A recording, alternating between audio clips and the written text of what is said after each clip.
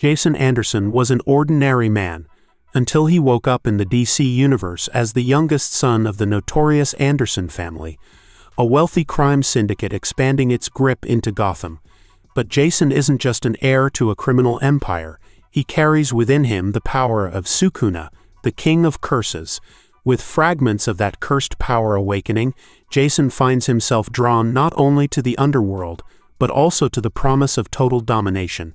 As chaos brews across the criminal underworld of the DC universe, Jason begins to manipulate gang wars, exploit corrupt power structures, and outmaneuver heroes and villains alike.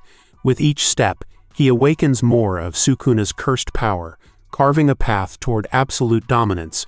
Hello everyone, Omni-sensei here with What If I Was Sukuna's Reincarnation in DC Verse? Part 1. If you enjoy this content, please smash the like button.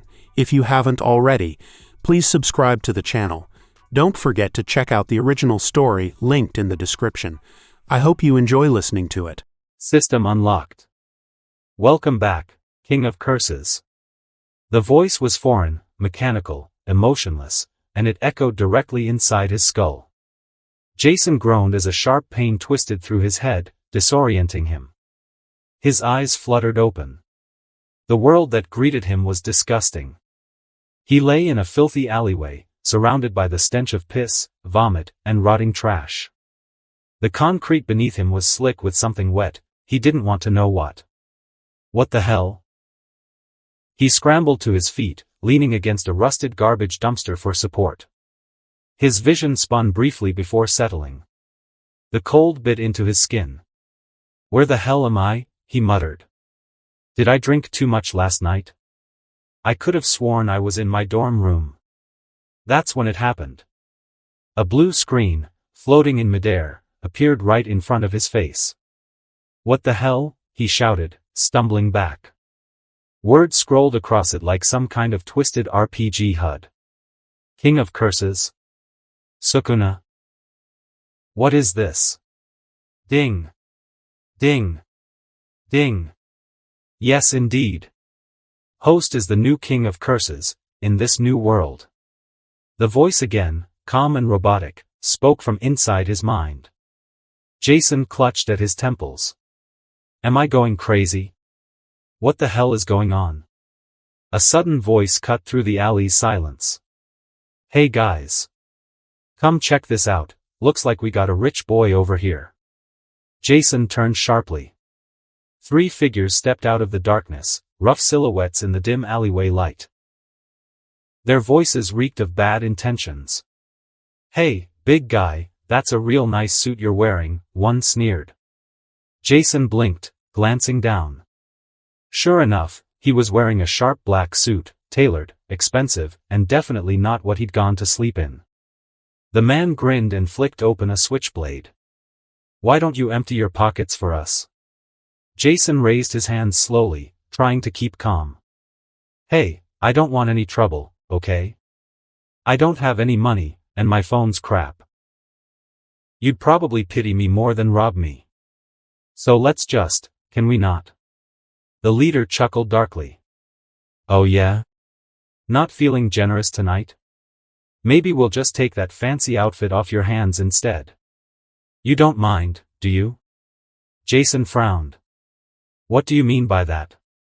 Take your damn clothes off, little bastard. The scream came with violent intent. Jason recoiled as the thug lunged. Instinct took over. He turned to run, but too late. One of the men grabbed him, swinging a fist toward his face. Jason ducked, perfectly. The hell? The man muttered, stunned. He tried again. Another dodge. This time, he slashed forward with the knife, aiming for Jason's gut, but Jason's body moved on its own. A sharp motion, fluid, precise. He twisted the man's wrist, reversed the motion, and in a blink, the knife plunged into the attacker's neck. The thug gurgled and collapsed, blood pooling beneath him. Jason stared, wide-eyed, hands trembling. What the hell? Mike? You crazy bastard. The 2 remaining thugs charged, one with a bat, the other with a second knife. Jason dodged again, too smoothly, like he'd trained for years. The bat swung hard, he caught it with one forearm, stopping it cold. The impact cracked the bone of the thug's wrist. Jason drove a savage kick into the man's ribs, sending him flying into the alley wall with a sickening crack. Blood smeared the brick as the man collapsed. Second kill. Jason thought, disturbingly calm. The final thug trembled, backing away. You monster. Die. He pulled a pistol. The shot was fired. Jason moved like lightning. In an instant, he was face to face with the man, hand gripping the barrel. A sickening crunch followed. The gun, and the man's hand, shattered under Jason's grip. His eyes widened. His fingernails were pitch black. Jason grabbed the man by the throat, and with a savage growl, ripped it clean out. Blood sprayed. The body crumpled. Third kill, Jason said, voice cold and hollow. Congratulations.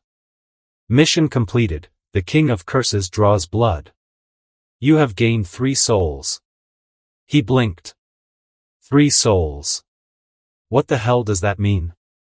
The host must check his stats to understand. Stats? Jason narrowed his eyes as the massive glowing status window floated in front of him, illuminating the dark alley with a faint blue light. Name, Jason Lucas Anderson. Title, King of Curses SUKUNA'S Reincarnation. Race. Human, modified. Level, 1, souls collected, 3, next level, 1, soul fingers absorbed, 1 out of 20. Corruption level, 4%. Occupation, Anderson family successor. Core stats, power, 18, stamina, 16, endurance, 22, cursed energy, 35, control, 14, charm, 11, willpower, 28. Abilities, cursed tool mastery, unlocked. Cursed healing, passive. Regeneration. Inherited technique, locked. Domain expansion, locked. Jason exhaled slowly. So, this King of Curses crap is real. He muttered, his gaze flicking to the bloodied bodies behind him. Jujutsu Kaisen. I recognize this system. It's from that anime. So that means I somehow got his powers. He looked down at his hands. Steady. Calm. Unshaken, despite the bodies. I murdered them. Cold blood. But. He hesitated, frowning. Why does it feel so normal? His eyes lingered on the part that said, SUKUNA'S Reincarnation. Am I like Yuji then? He whispered. Is Sukuna inside me? Jason closed his eyes and focused, searching for a presence inside him. Nothing. No voice. No mocking grin. Just silence. No. Not inside me. He turned his gaze to a puddle by the side of the alley. He stepped closer and knelt, peering at the reflection staring back at him, and froze. He didn't look like himself anymore. His once youthful face was sharper, his jaw more defined. His eyes were a piercing crimson, with subtle black markings near the lower lids, like faint tattoos. His hair had grown longer and messier, jet black with hints of crimson highlights under the light. His body was lean but built, like someone trained for war. A more human version of Ryaman Sukuna, but no less terrifying. Jason narrowed his gaze. I am Sukuna. He raised his hands and smirked. Glad I still have just 2 of these though. He turned back to the screen. Alright. Power is 18. Stamina is 16. Cool numbers, but how strong am I really? Core stats of an average peak human, power, 12. Stamina, 15. Endurance, 12. Cursed energy, 5, control, 0, charm, 12. Willpower, 12. Jason raised an eyebrow. So. I'm already above peak human. And cursed energy? I'm loaded compared to the average. He nodded in approval. Not bad. But before he could admire his stats any longer, a firm voice cut through the silence. Mr. Anderson. I thought your father told you to restrain your nightly drinking. Jason turned quickly, caught off guard. A woman stepped from the shadows. Tall. Sharp. Deadly. She wore a tailored black suit, her raven black hair tied in a tight bun. Her face was stunning, but her eyes were what caught his attention, cold, calculating, and focused. She glanced at the bodies around him, barely flinching. Looks like you've been busy, she said flatly. Didn't think you had it in you to get your hands dirty. This is new. Jason blinked. Wait, who the hell are you? She sighed, clearly annoyed. Jason, please. The theatrics aren't necessary right now. Your father's already upset you missed the meeting. Though I suppose killing 3 thugs single-handedly will earn you some points. She turned on her heel. We need to leave before the caped crusader shows up and ruins the night. Jason walked quickly behind her, trying to keep up. Caped crusader? What are you talking about? She glanced over her shoulder. Batman, Jason. Gotham's unofficial king. Jason's eyes widened slightly. Gotham? Look, lady, I really don't know who you are, or what the hell is going on. She stopped abruptly and turned to face him. Jason Anderson. You're the only heir to the Anderson family empire. I'm Nia. Your new bodyguard. You were assigned to me last week after the last incident. She gestured toward the alley's exit. Now, stop screwing around. The car's waiting. Jason followed in silence, thoughts racing. SUKUNA'S reincarnation. Gotham. Batman. Anderson family. Things have gotten quite hectic. Inside the sleek black car, Jason leaned back against the leather seat, arms spread lazily as the city lights of Gotham blurred past the tinted windows. He was still trying to process everything, the system, his face, this mysterious new life, when Nia, sitting across from him, crossed her legs and spoke without looking at him. Your father was angry today. The meeting was important, she said, voice calm but laced with disapproval. It was supposed to be your official step into the family business. Your brothers showed up. Prepared. Polished. You? She glanced at him. You vanished. Jason shrugged, trying to mask the storm inside with a half-lazy grin. Hey, I was busy getting rid of 3 street rats. That should count for something, right? Nia didn't smile. This isn't about body count, Jason.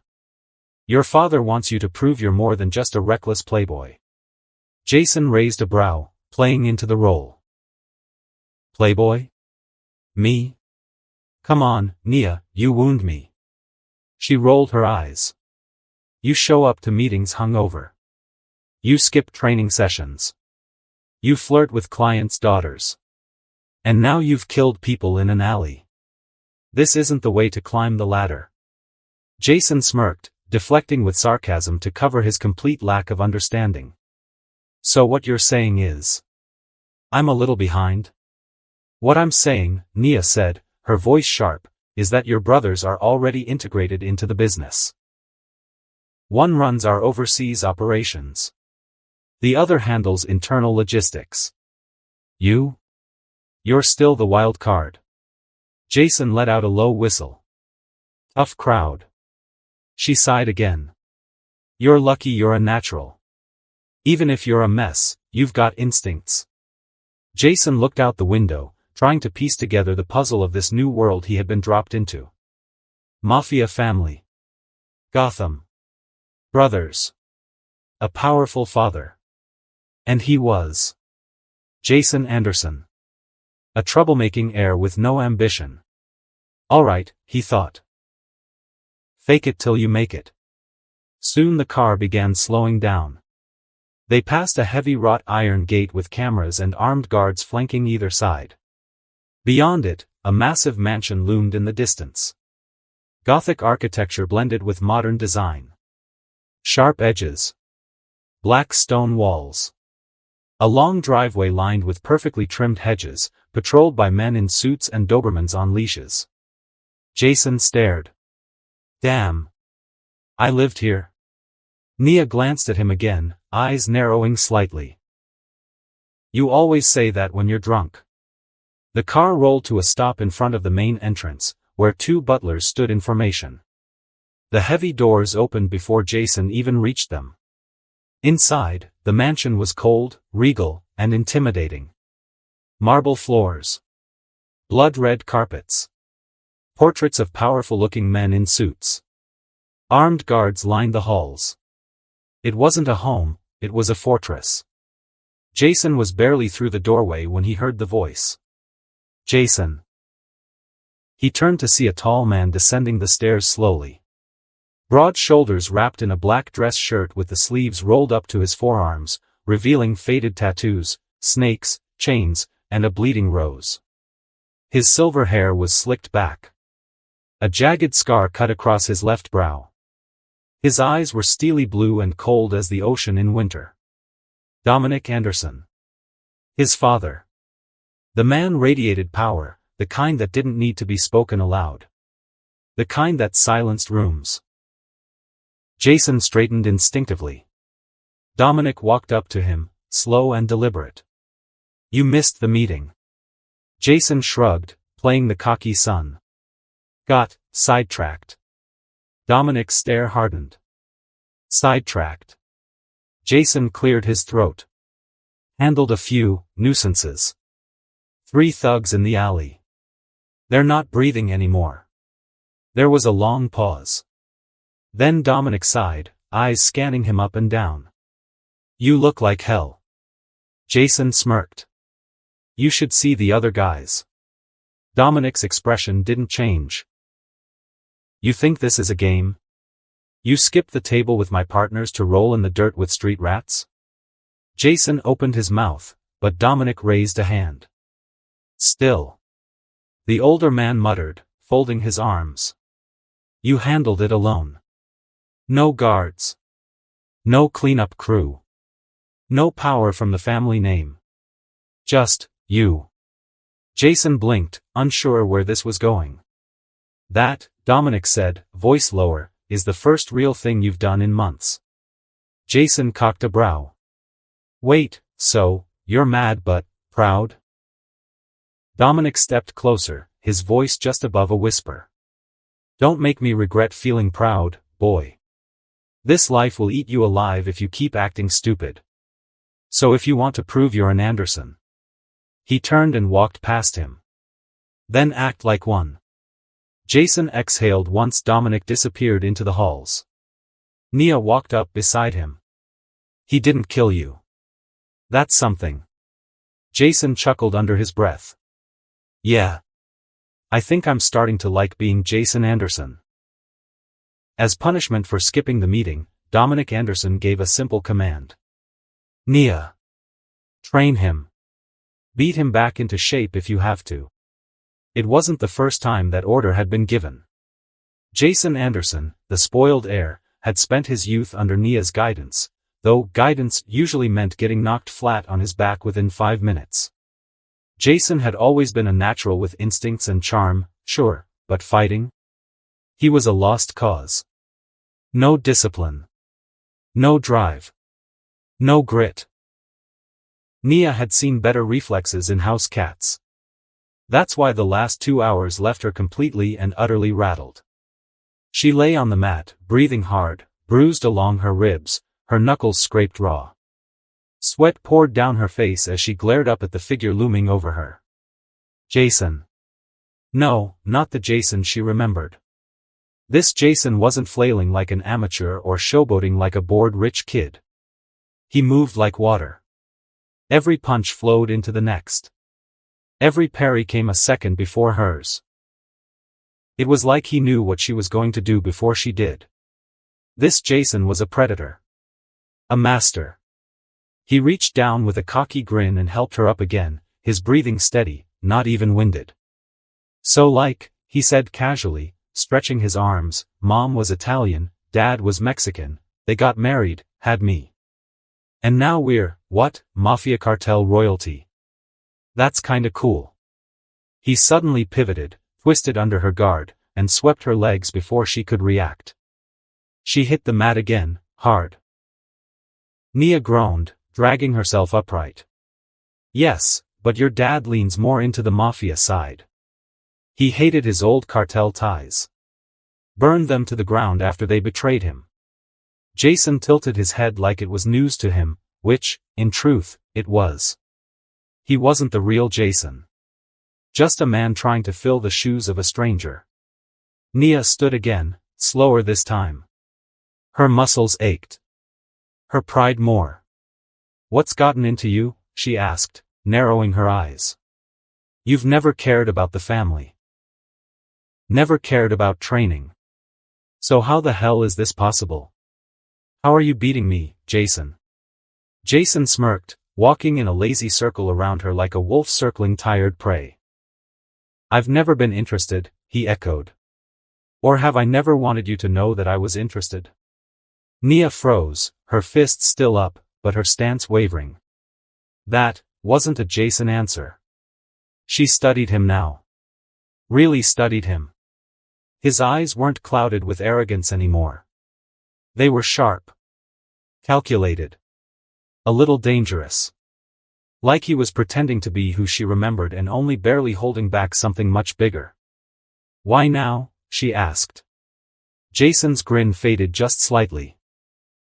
His tone dropped an octave. Calm. Steady. Because it's time. Nia's brows drew together. Time for what? Jason stepped closer, and for the first time since this training session started, she felt something unexpected. Not confusion. Not shock. Fear. Jason's voice was smooth as silk. Time to start moving. His smile sharpened. And rule this city. Dominic Anderson stood near the tall window of his private study, a glass of dark liquor in hand. The twilight spilled orange across the city skyline, casting shadows over the opulent room. Behind him, the heavy double doors creaked open. Nia entered with slow, measured steps. Dominic didn't turn to face her yet. So. How did it go? She exhaled. Jason defeated me. That made him turn. His thick brow arched, his scarred face unreadable as his dark eyes locked on her. Jason, defeated you? Yes, sir, she said, head bowed respectfully. Dominic stepped forward, lips tugging into the ghost of a smirk. Well, that's a good thing, right? He's learning. Means you're a good teacher. You did well. Nia didn't lift her eyes. Her voice, however, wavered slightly. Sir, he didn't just defeat me once. She looked up. He defeated me every single time. Like I wasn't even a threat. Like I was an insect. Nia didn't understand what had happened, but she felt it. Deep in her gut, something was wrong. That wasn't Jason. Or if it was, it wasn't the Jason she'd trained for years. The old Jason dodged training like it was a tax. He flirted, joked, drank too much, and treated the family name like a burden he never asked for. But this new Jason? He was something else. Dangerous. Precise. Brutal. He moved like a man who had lived 10 lifetimes in war zones, who had carved power from blood and bone. A small part of her wondered if he was an imposter, wearing Jason's skin. Or perhaps some outside force had taken hold of him. But she kept her doubts to herself. Because in the Anderson family, being wrong about the heir could mean one thing, death. And besides, there was a second reason. She liked this Jason more. The fire in his eyes. The purpose in his step. Sure, he still had the charm, the smug smile, and the arrogant little quips, but beneath it all was a man with a plan. Not some spoiled brat trying to escape his legacy, but a predator ready to claim it. So she said nothing about that. Instead she continued, I've trained dozens of our best. I've sparred with hired killers, spec ops, and cartel monsters. Jason made them all look like amateurs. He didn't just win. He dominated. Every move, every read, it was like he had decades of experience. His body's stronger, faster, and more precise than ever. He's not the same. Dominic finally chuckled, stepping back toward the large portrait of his late wife, Maria, hanging above the unlit fireplace. He looked up at it fondly. Humph. Our son's a genius, he muttered. Hear that, Maria? Nia remained still. Dominic turned slightly. He may be different, but if that difference means he survives in our world, then so be it. He reached for his cigar case and lit one slowly. Let him know he'll be coming with me tomorrow evening for the Black Mask deal, he said through the smoke. No more sitting on the sidelines. I want him to see how the family runs things. Firsthand. Yes, sir, Nia replied, bowing slightly before turning to leave. As the doors shut behind her, Dominic stood in silence once more, eyes lingering on the portrait. Our boy finally found his fire, he muttered. God help anyone who tries to put it out. Jason's room looked like something ripped out of a billionaire bachelor's dream. A polished marble floor reflected the dim golden hue of custom chandeliers. On the far wall, a floor-to-ceiling glass window overlooked the city skyline, half covered by thick black curtains. The bed, king-sized, of course, had dark red silk sheets and a velvet headboard stitched with the family crest, a silver serpent coiled around a black dagger. There was a sleek bar cart near the corner, filled with aged whiskey and vintage wine. A wall-mounted rack displayed a few antique pistols and blades, supposedly decorative, but Jason was starting to think otherwise. A built-in fireplace crackled with ambient flames below a massive OLED TV. The scent of fine cologne and gun oil lingered in the air. At the moment, Jason sat at a glossy black desk, hunched over a top-of-the-line custom gaming laptop. He scrolled through the browser, face lit by the soft blue glow of the screen, his expression shifting from boredom, to confusion, to what the actual hell. He blinked. Then he leaned back in his chair slowly. On screen were headlines like, Batman saves Gotham from Killer Croc, again. Superman stops terrorist cell in Metropolis.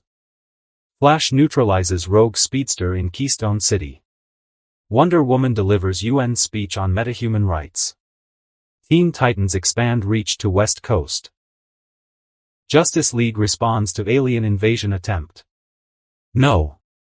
Freaking way, Jason whispered, jaw slightly slack. He kept digging. Cross-checked news archives, satellite footage, and metahuman registration acts.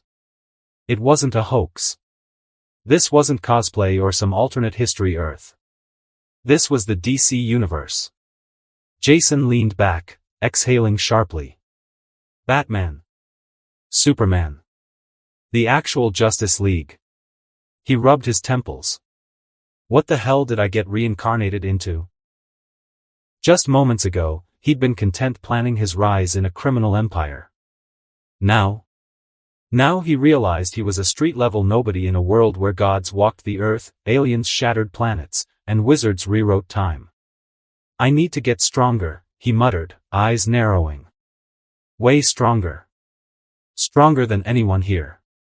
Stronger than even Sukuna, the king of curses from his past life.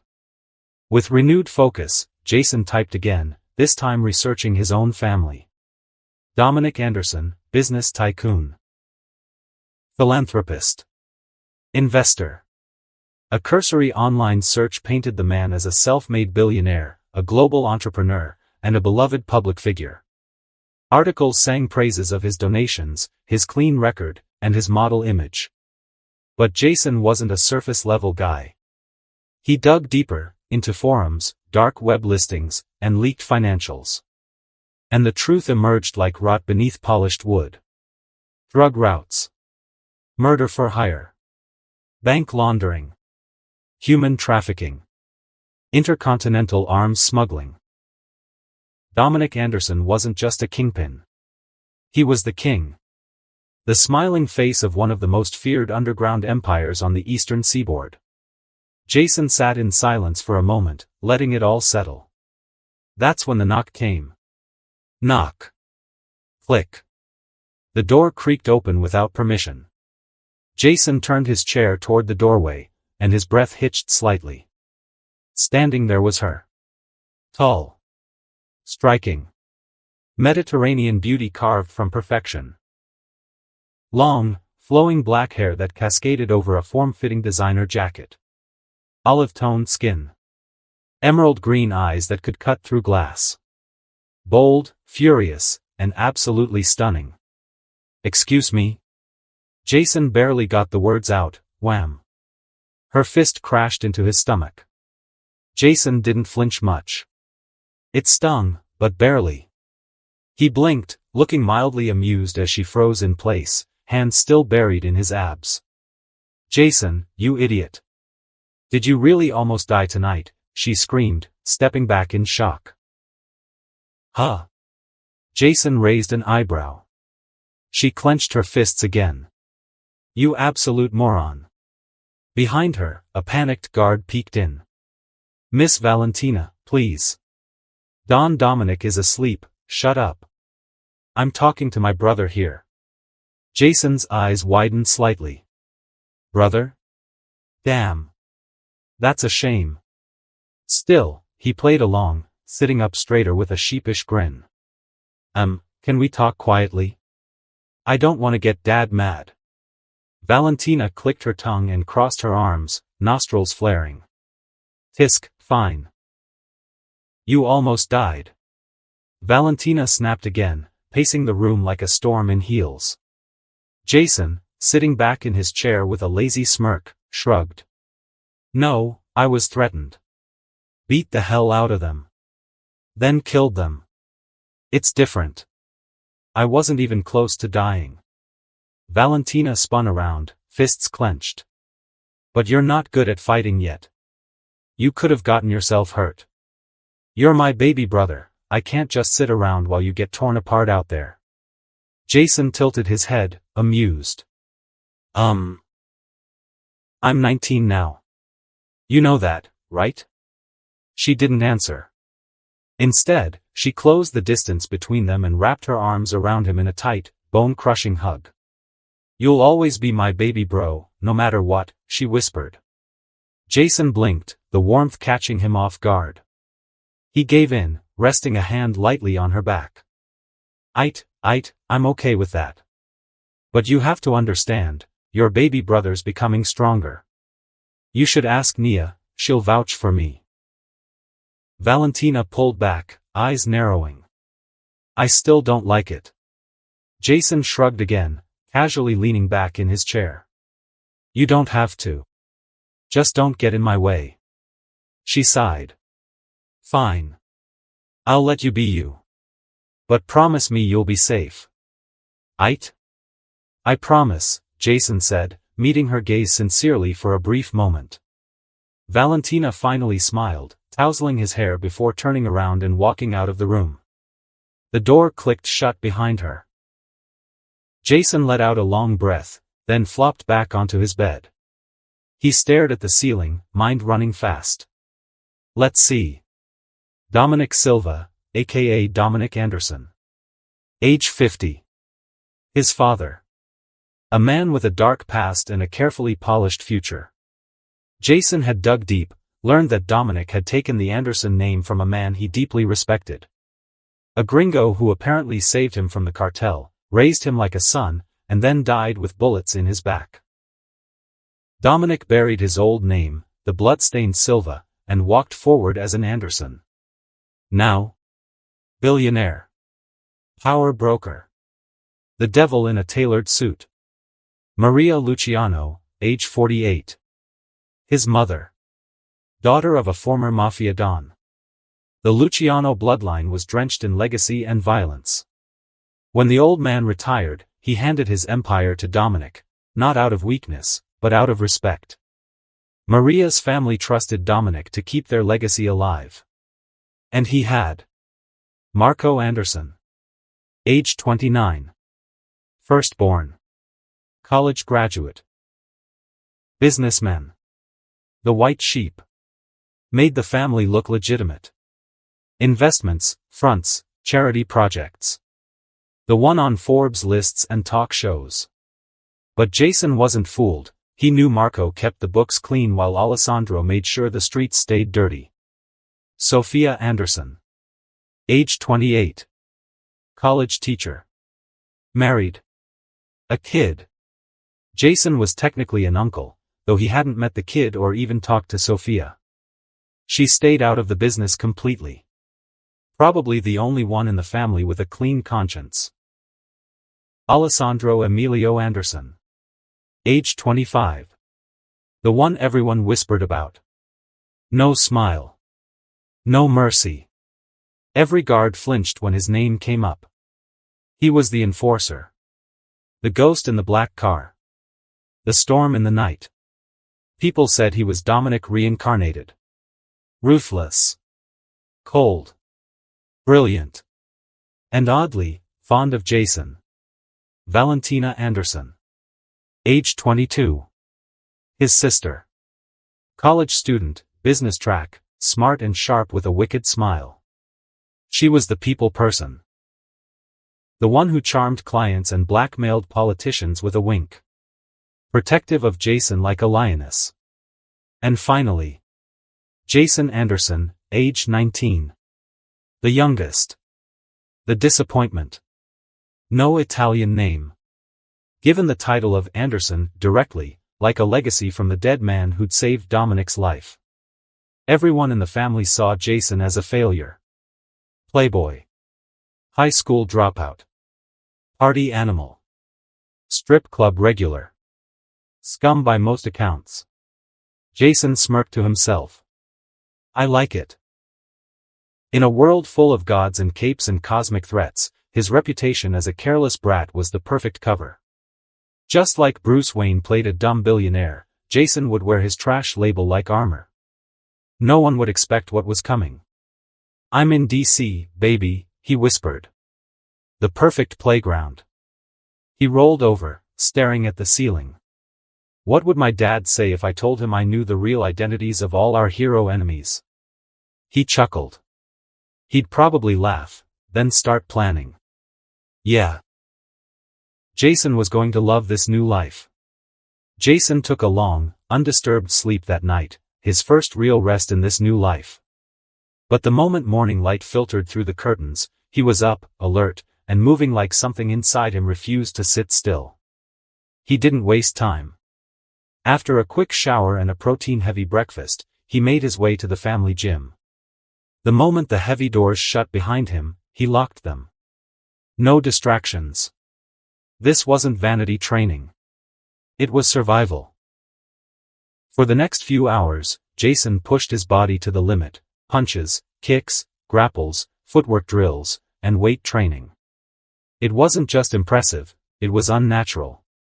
Every movement came to him like muscle memory. Perfect posture, flawless strikes, instant reactions. He wasn't trained. He was programmed. I feel like a machine. He muttered between breaths, sweat dripping down his chest. And it wasn't just his technique. His body, whatever it had become, was something else entirely. He'd tested himself already. A kitchen knife, brand new, razor sharp, snapped when he tried to press it against his ribs. A pistol he'd swiped from the gun locker, emptied into his forearm at close range with a silencer attached. The bullets flattened on impact. Not a drop of blood. Strength-wise, he wasn't throwing cars around, not yet. But he felt the potential beneath his muscles, coiled, ready, waiting. Still, he knew something was missing. He had no access to SUKUNA'S true powers. No domain expansion. No immense cursed energy. No fuga. Just fragments of physical enhancement and instinctual combat. Like the king's presence was there, but sleeping. He didn't even know how he had SUKUNA'S power. Only that it was there, somewhere inside him. But something else had started to worry him. Or maybe intrigue him. He felt hollow. Jason had always been distant, even in his old life. The orphanage, college, none of it had ever felt real. But here? It was worse. He could feel the disconnect growing deeper. He didn't care about strangers. At all. He could step outside and stab someone in broad daylight, and he doubted he'd even blink. It wasn't sociopathy. It wasn't some textbook psych condition. It was efficiency. He still cared about his family. His father, Valentina. Maybe even Nia. The guards, the loyal ones, the people who worked with respect. He wasn't heartless. He was just selective. And the rest of the world? Expendable. Just as he was finishing his final set, drenched in sweat and blood from a shattered training dummy, the gym door creaked open. Nia stepped in, dressed sharply, clipboard in one hand. "Mr. Jason," she said with a cool, respectful tone. "Your father is awaiting you. It's time." Jason rolled his shoulders, cracking his neck with a grin. "That business meeting from before, right?" "Yes. Your father is conducting a serious trade with members of the new Black Mask gang." Jason's brow twitched. Black Mask. That name had weight, even in a world like this. Dangerous, ambitious. Brutal. He grabbed a towel, wiped the sweat from his face, and reached for his black jacket. "Ho! Black Mask, huh?" he muttered, a grin curling on his lips. "Interesting." He glanced at his reflection in the gym mirror. The same face. The same eyes. But behind them? A storm. "Yeah," he said. "Let's get to it." The sleek, black-armored SUV purred softly as it waited outside the estate, tinted windows hiding the two guards in the front and the man sitting calmly in the back, Dominic Anderson, the Don of the Anderson family. Jason adjusted his tailored black coat, exhaling a slow breath as he stepped into the vehicle. The door closed with a muted thunk, sealing the world out. He slid into the seat beside his father. Dominic didn't look at him right away, just stared ahead, fingers slowly tapping against the wood inlay of the armrest. The air was heavy with the faint scent of expensive cologne, aged leather, and gun oil. Then, finally, Dominic turned. A rare, quiet smile tugged at the corners of his weathered face. "You clean up well," he said. "Almost didn't recognize you." Jason gave a short grin. "Gotta play the part, right?" Dominic chuckled under his breath. "You're not just playing anymore, son." His voice held weight. "You're finally stepping in." Jason glanced out the window as the car began to move, city lights painting the glass in streaks of gold and red. "Guess I figured it was time." Dominic nodded slowly. "I'm proud of you, Jason. You were always the wild one. Smart, too damn smart. But reckless. Now you're showing clarity. Control. That's what it takes in this world." Jason said nothing, letting his father's words hang in the air. Dominic reached into the side panel of his seat, pulling out a black leather folder and opening it just slightly before continuing. "Tonight isn't just a trade. It's a statement." He tapped the edge of the folder. "Black Mask, he's not like the old families. He's taken over most of Gotham's underworld, fast and brutal. Scare tactics, executions, leverage, he runs that city like a butcher, not a businessman." Jason raised an eyebrow. "And we're dealing with him because Gotham isn't ours," Dominic said bluntly. "Not yet. We've got the West Coast, Florida, and Mexico ties. But Gotham? That's still a battlefield. We need footing. And doing business with Black Mask gives us a voice in that city's underworld. We're not bowing to him, we're buying time, leverage, and opportunity." Jason leaned back in his seat, arms crossed. "You trust him?" Dominic laughed dryly. Hell no. But I understand him. And tonight, I want you to do the same. Watch how the game is played. Watch everyone. And remember, no one in this world gives you power. You take it. Jason nodded once. His eyes didn't leave the dark streets rushing by. I'll remember, he said. The abandoned warehouse stood like a forgotten relic on the outskirts of Gotham, rusting under the choking fog. Its busted windows and graffiti-scarred walls made it the perfect place for criminals to pretend they were kings. 3 black SUVs rolled in without a word, tires crunching on gravel. Armed men exited swiftly, forming a perimeter. Dominic Anderson stepped out first, sharp in a 3-piece gray suit, cold eyes taking in the place like a chessboard. Jason Anderson followed, hands in his pockets, chewing gum with his usual amused smirk. Nia was last, silent as ever, her stride poised, deadly. They entered through the warped metal doors, walking into a nest of guns. On the upper catwalks, dozens of armed thugs watched like vultures. In the center, surrounded by crates and shadows, sat Black Mask, his trademark facepiece glinting like polished obsidian under a swaying light bulb.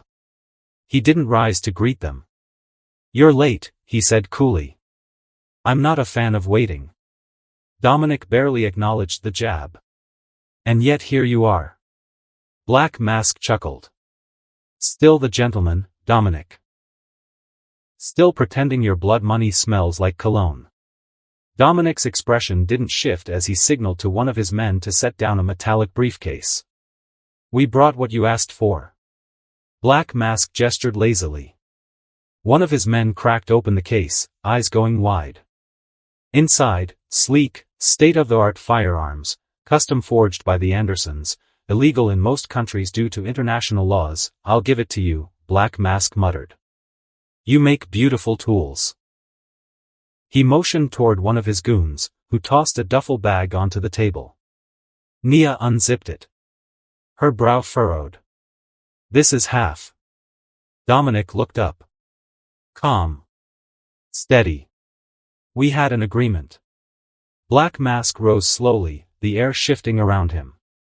You had a fantasy. But this is Gotham, Dominic. The price is what I say it is. You mean you're stiffing us, Jason said, finally chiming in from his corner. Cheap and dramatic. Classic Gotham. Black Mask snapped his gaze to him. What was that? Dominic raised a hand slightly, a silent warning for his son. Let's keep this professional. Black Mask walked around the table now, slow and theatrical. Let me explain something, Andersons. In this city, I am the market. So if you're walking out of here with half, that's already more than I'd give most people. Dominic stood still. Then maybe we're not most people. Tension sparked in the air. Then Jason laughed. Loud. Disrespectful. It echoed across the steel beams and concrete like a challenge. Black Mask's men stiffened. The man in the mask slowly turned toward Jason, stopping just a few feet away. What's so funny, party boy, he said with venom. You think this is LA? You think daddy's money and slick suits mean anything here? This is Gotham. You play cute here, you die ugly. Dominic stepped in between them. That's enough. Talk to me. Not my son. Black Mask didn't back down. Tell your brat to keep his mouth shut before you really want to do this? Dominic interrupted, his tone ice cold. You really want to find out what happens if we turn this room into a war zone? Black Mask sneered, then snapped his fingers.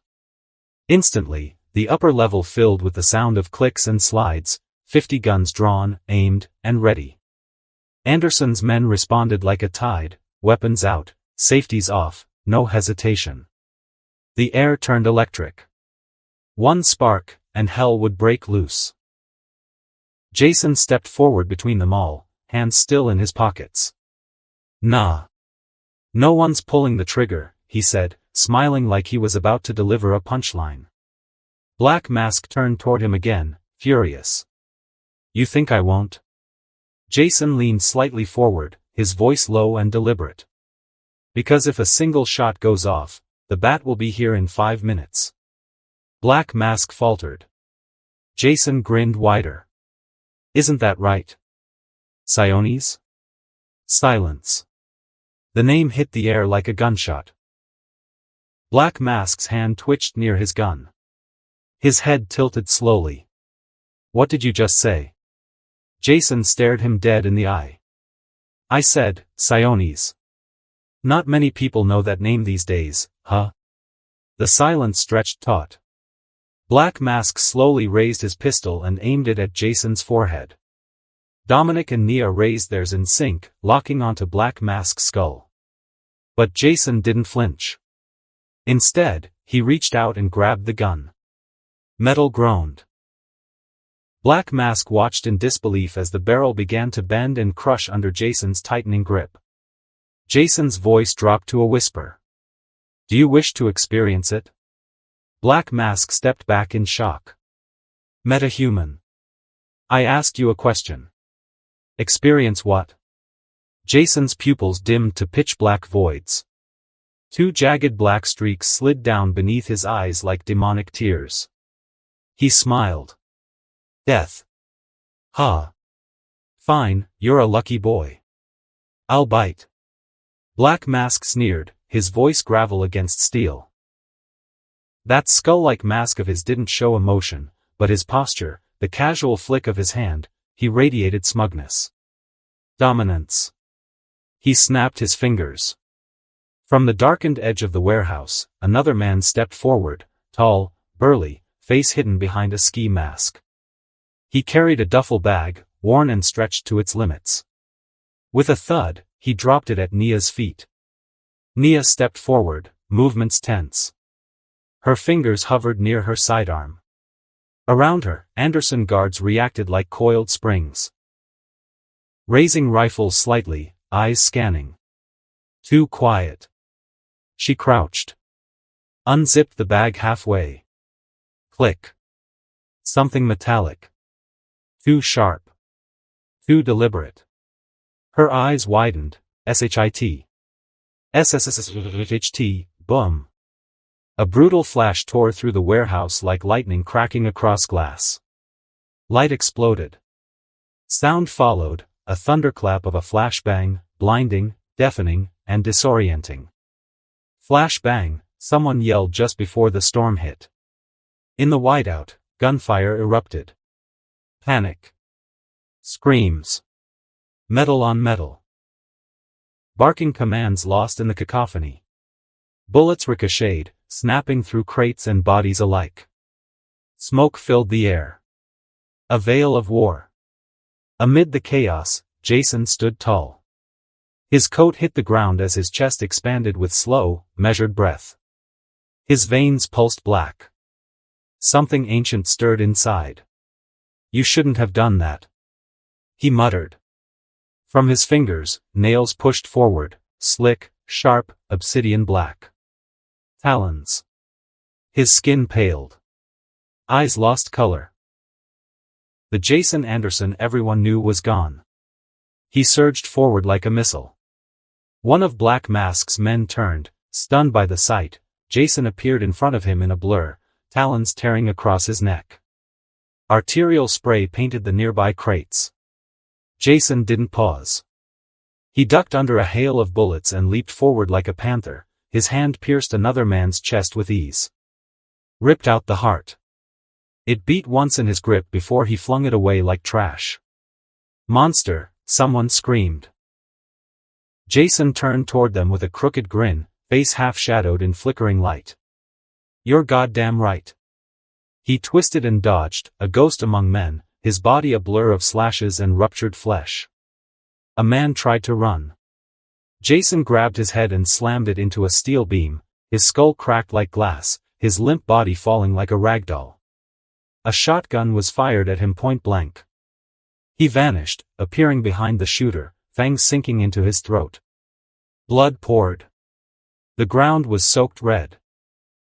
Dominic held his own, barking orders, firing with practiced aim, his expression a mask of calm fury.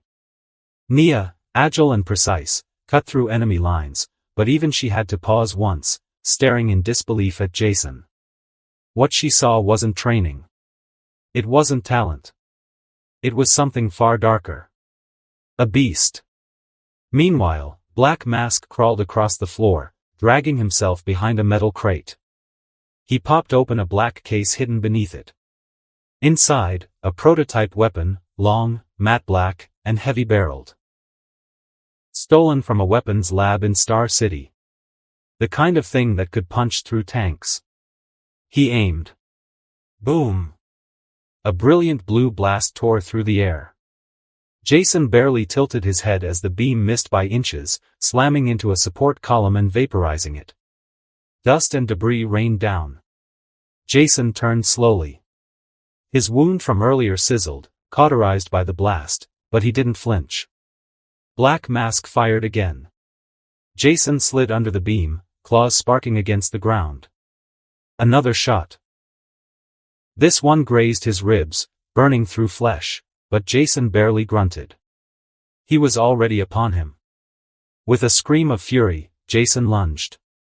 His claws dug into Black Mask's shoulder, and with one savage motion, tore his entire arm clean off. Ah! Black Mask howled as the cannon fell to the floor.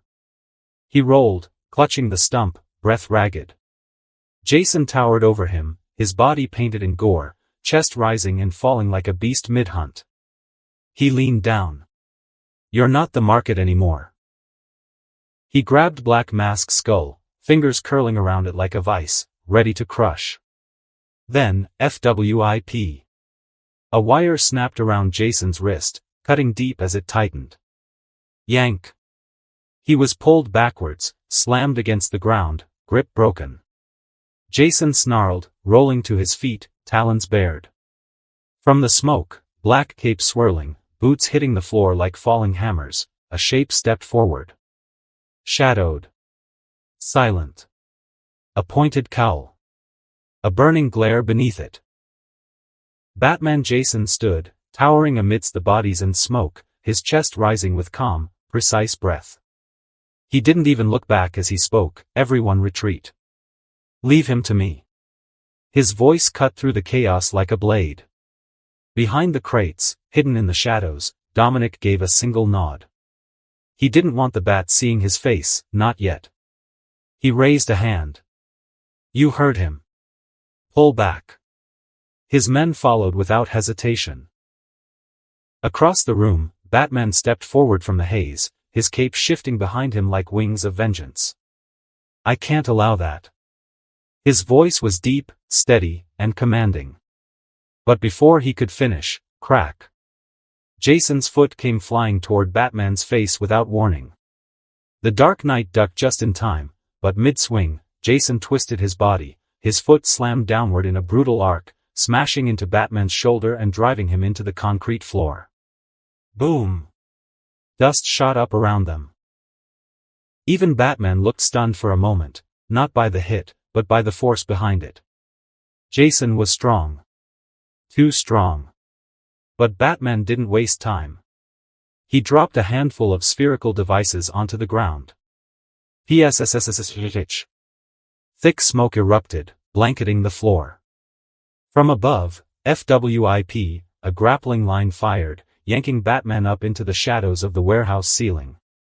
Jason slashed through the smoke with a wave of his arm, eyes locking upward, just in time to see three gleaming shapes flying toward him.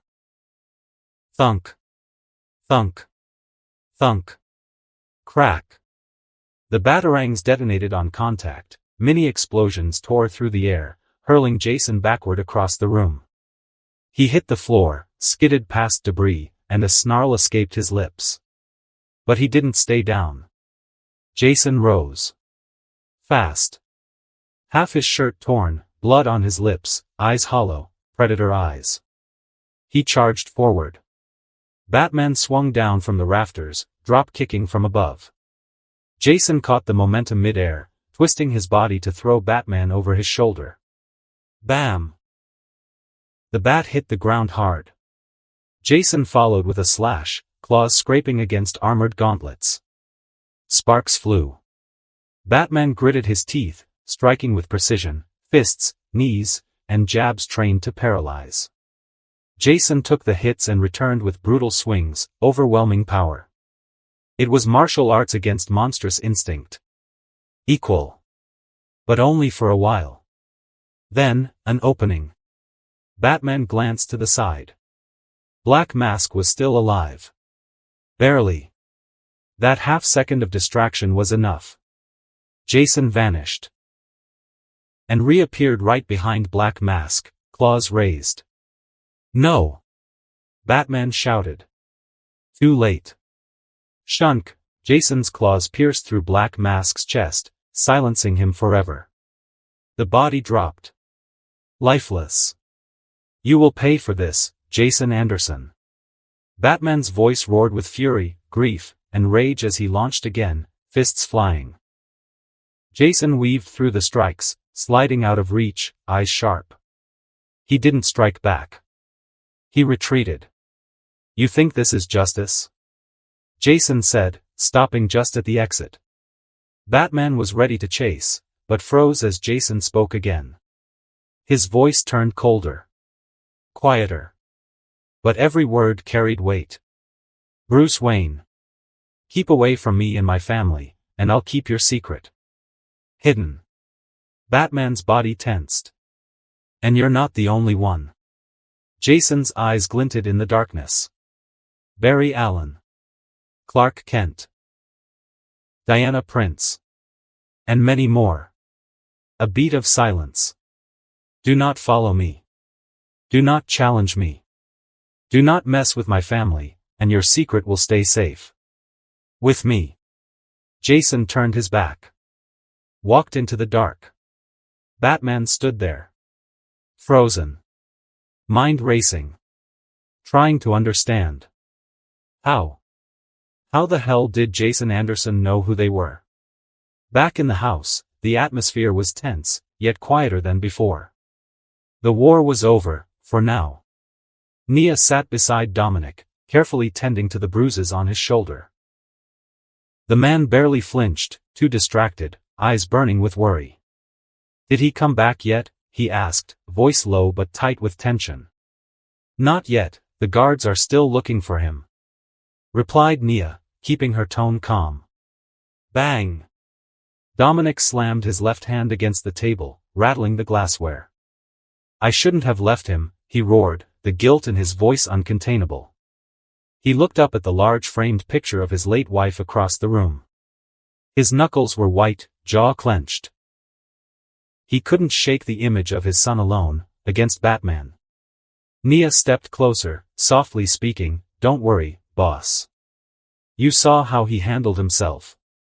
He's more than capable. Dominic didn't respond at first, his eyes still locked on the photo. Then he turned sharply. Did you know? He asked suddenly, voice low, hard. The weight of the question was unmistakable. Nia paused. About him being a metahuman? He nodded. I didn't, boss. It crossed my mind how he's changed recently. But no one in this family ever had powers. I dismissed the possibility. From behind them, a voice interrupted. I'm not. They both turned to see Jason stepping into the room through the window like it was nothing. Dominic jumped to his feet instantly. Jason. My son. He rushed to him, grabbing his shoulders as he looked him over. You're okay. Did something happen? Are you hurt? Jason smirked faintly, eyes tired but confident. Well, other than the chaos we were just in. Nothing much. The sarcasm was dry. Dominic laughed, genuinely. He turned to Nia, pride swelling in his chest. His first shootout, and he jokes. Can't you see, he's meant for this.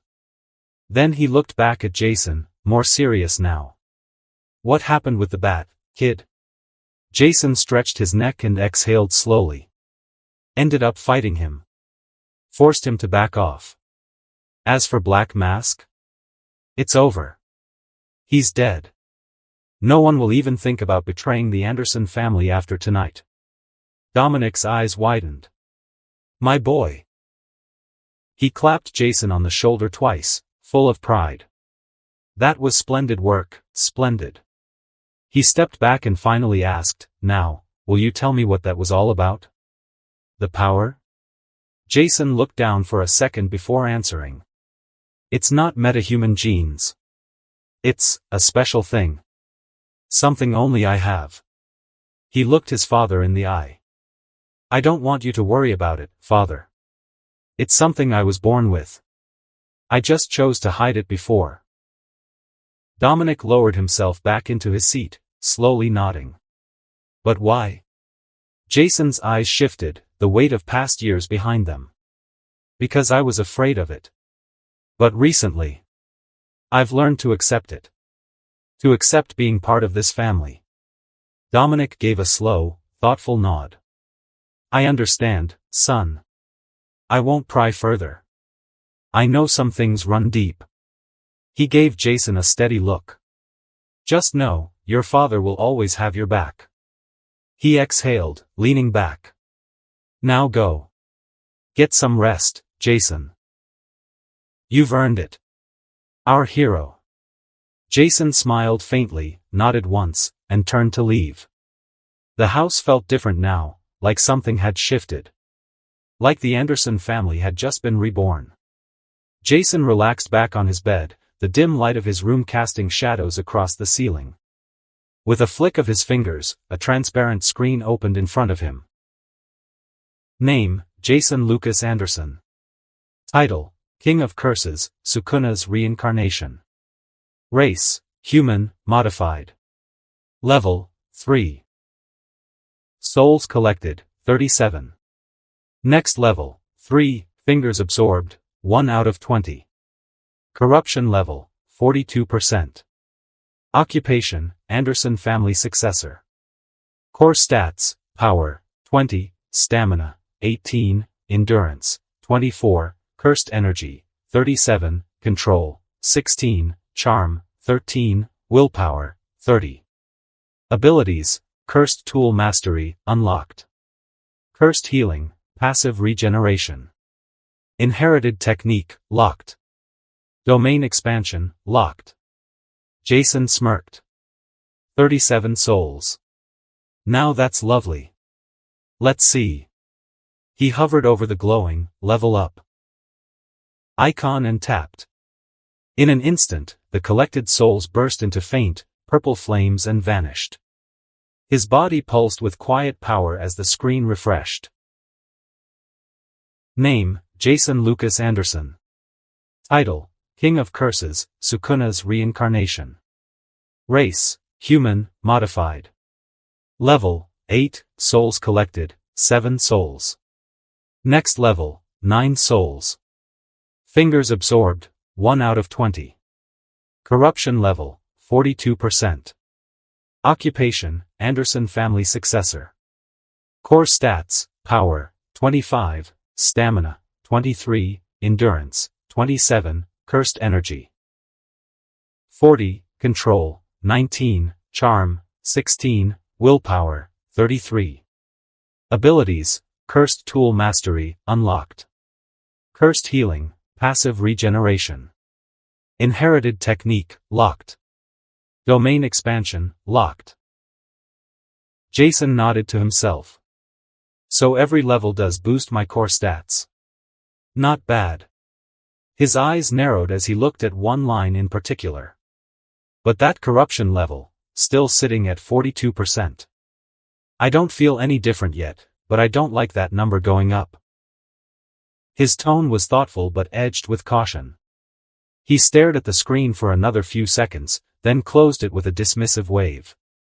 Jason laid back into his pillow. I'll deal with that later. Sleep finally began to pull him under. As Jason woke up, distant voices and loud chatter echoed from below. Still a little groggy, he stepped out of his room, rubbing his eyes as he made his way to the hallway. That's when he saw her. Valentina, storming up the stairs, her eyes locked on him like lasers. You said you'd stay safe. She said, voice low, disappointed. Val. Ah yes, well, and I did? Jason replied, flashing his usual smug grin. You went through a shootout. It wasn't my fault. They betrayed us. And I solved the problem. Trust me, it'll take a lot more than a shootout to get your brother. Before he could finish explaining, a voice roared up from downstairs, Jason. Valentina rolled her eyes dramatically. Ugh, he's back. Have fun with that, she muttered, turning around and walking past him without waiting for a reply. Huh? Jason blinked, watching her leave. Then he looked down the staircase, where someone stood, arms wide open, the kind of energy that filled a room before he even stepped into it. Jason. My brother. My lovely brother. I heard you defeated the Black Mask Gang. Lovely. Lovely. The man was grinning ear to ear, practically bouncing in place. Jason slowly walked down the steps, expression unreadable as he thought to himself, I'm gonna assume this one's Alessandro, the doting brother of Jason, eh? Alessandro, brother, you're back, spoke Jason as he stepped off the last stair. Alessandro didn't waste a second, he pulled Jason into a crushing hug, lifting him slightly off the ground. Ha ha ha. You've grown big, Jason, he boomed, clapping Jason hard on the shoulders. And from what I've heard, strong too. Jason gave a small smile, brushing off the dust on his shirt. Well, that's relative. I guess I am stronger now. Nah, don't sell yourself short, Alessandro said, his tone suddenly firmer, full of that Anderson pride. You're an Anderson. Hold yourself high, we rule wherever we go. Jason gave a nod. Sure. I guess you're right. Anyways, let's get going. The meeting should start soon, Alessandro said as he turned to walk. Jason raised an eyebrow. Meeting? Oh. I guess they haven't told you yet, Alessandro replied with a grin. Father called for a family meeting. Something about the new expansion in Gotham. Jason's eyes narrowed slightly. I see. So everyone's gonna be there? Most likely, yeah. Even Sophia. Jason didn't respond at first. Just the faintest smirk. Guess today's just full of surprises. The grand table in the Anderson estate's main chamber was surrounded by the family. Each seated in their usual place, the air thick with the smell of expensive cologne, aged cigars, and quiet tension. Dominic Anderson, sharp in a dark suit, stood at the head. His gaze swept the room, proud and calculating. With Black Mask out of the picture, he began, his tone composed but firm, Gotham is fractured. Everyone's scrambling for territory. That's our cue, we're moving in. A quiet murmur rippled across the table. Marco, crisp in a three-piece suit, fingers laced in front of him, leaned forward. We've already begun planning the legal framework. Shell companies, real estate grabs, lobbying ties, everything clean. Gotham's infrastructure is broken. We'll help fix it, for a price. Alessandro scoffed, legs kicked up onto the edge of the table. And yet you went into the snake's den without me, father. I told you how that meeting would end. Dominic gave a low chuckle, eyes sharp. And it ended exactly how I wanted. Sophia's voice cut through next, colder than usual. You almost got yourself killed. Worse, you almost got Jason killed. Her eyes narrowed. He's still young. Jason raised an eyebrow. Thanks for the concern, really. But you don't need to worry about me. I'm stronger than you think. That doesn't matter, Valentina interjected, arms crossed, her voice protective. You're still our baby brother. Still young. You're not invincible. Marco nodded. She's right. We can't afford unnecessary risks. You need more training. Dominic let out a hearty laugh, waving a dismissive hand. He can handle himself better than all of you combined. Jason smirked. Appreciate the backup, old man. Alessandro leaned forward, serious now. I love you, Jace. But don't let that strength make you arrogant. But Dominic remained steady. I've seen what he can do. I trust him on a battlefield. Now it's time to teach him business. Marco blinked. Wait. What do you mean? Jason stood slowly, stepping into the light as his nails sharpened and dark markings appeared beneath his eyes. The faint, cursed aura hummed around him. I mean, he said with a quiet grin, I'm kinda strong now. Not a metahuman, but close. Something else entirely. Alessandro whistled low. Well, well, well. My little brother's a superhero now. More like a villain, Sophia muttered. We kill people, don't we? Alessandro snorted. You're such a softie. Why are you even here? You don't deal with any of the real family business. Sophia shot him a glare. I'm here to check on my non-suicidal brother. She looked at Jason. Still applies, barely. Jason smiled. I appreciate the concern. Really. But I'm not stopping. This is who I am now. She sighed, softening. Then at least be careful.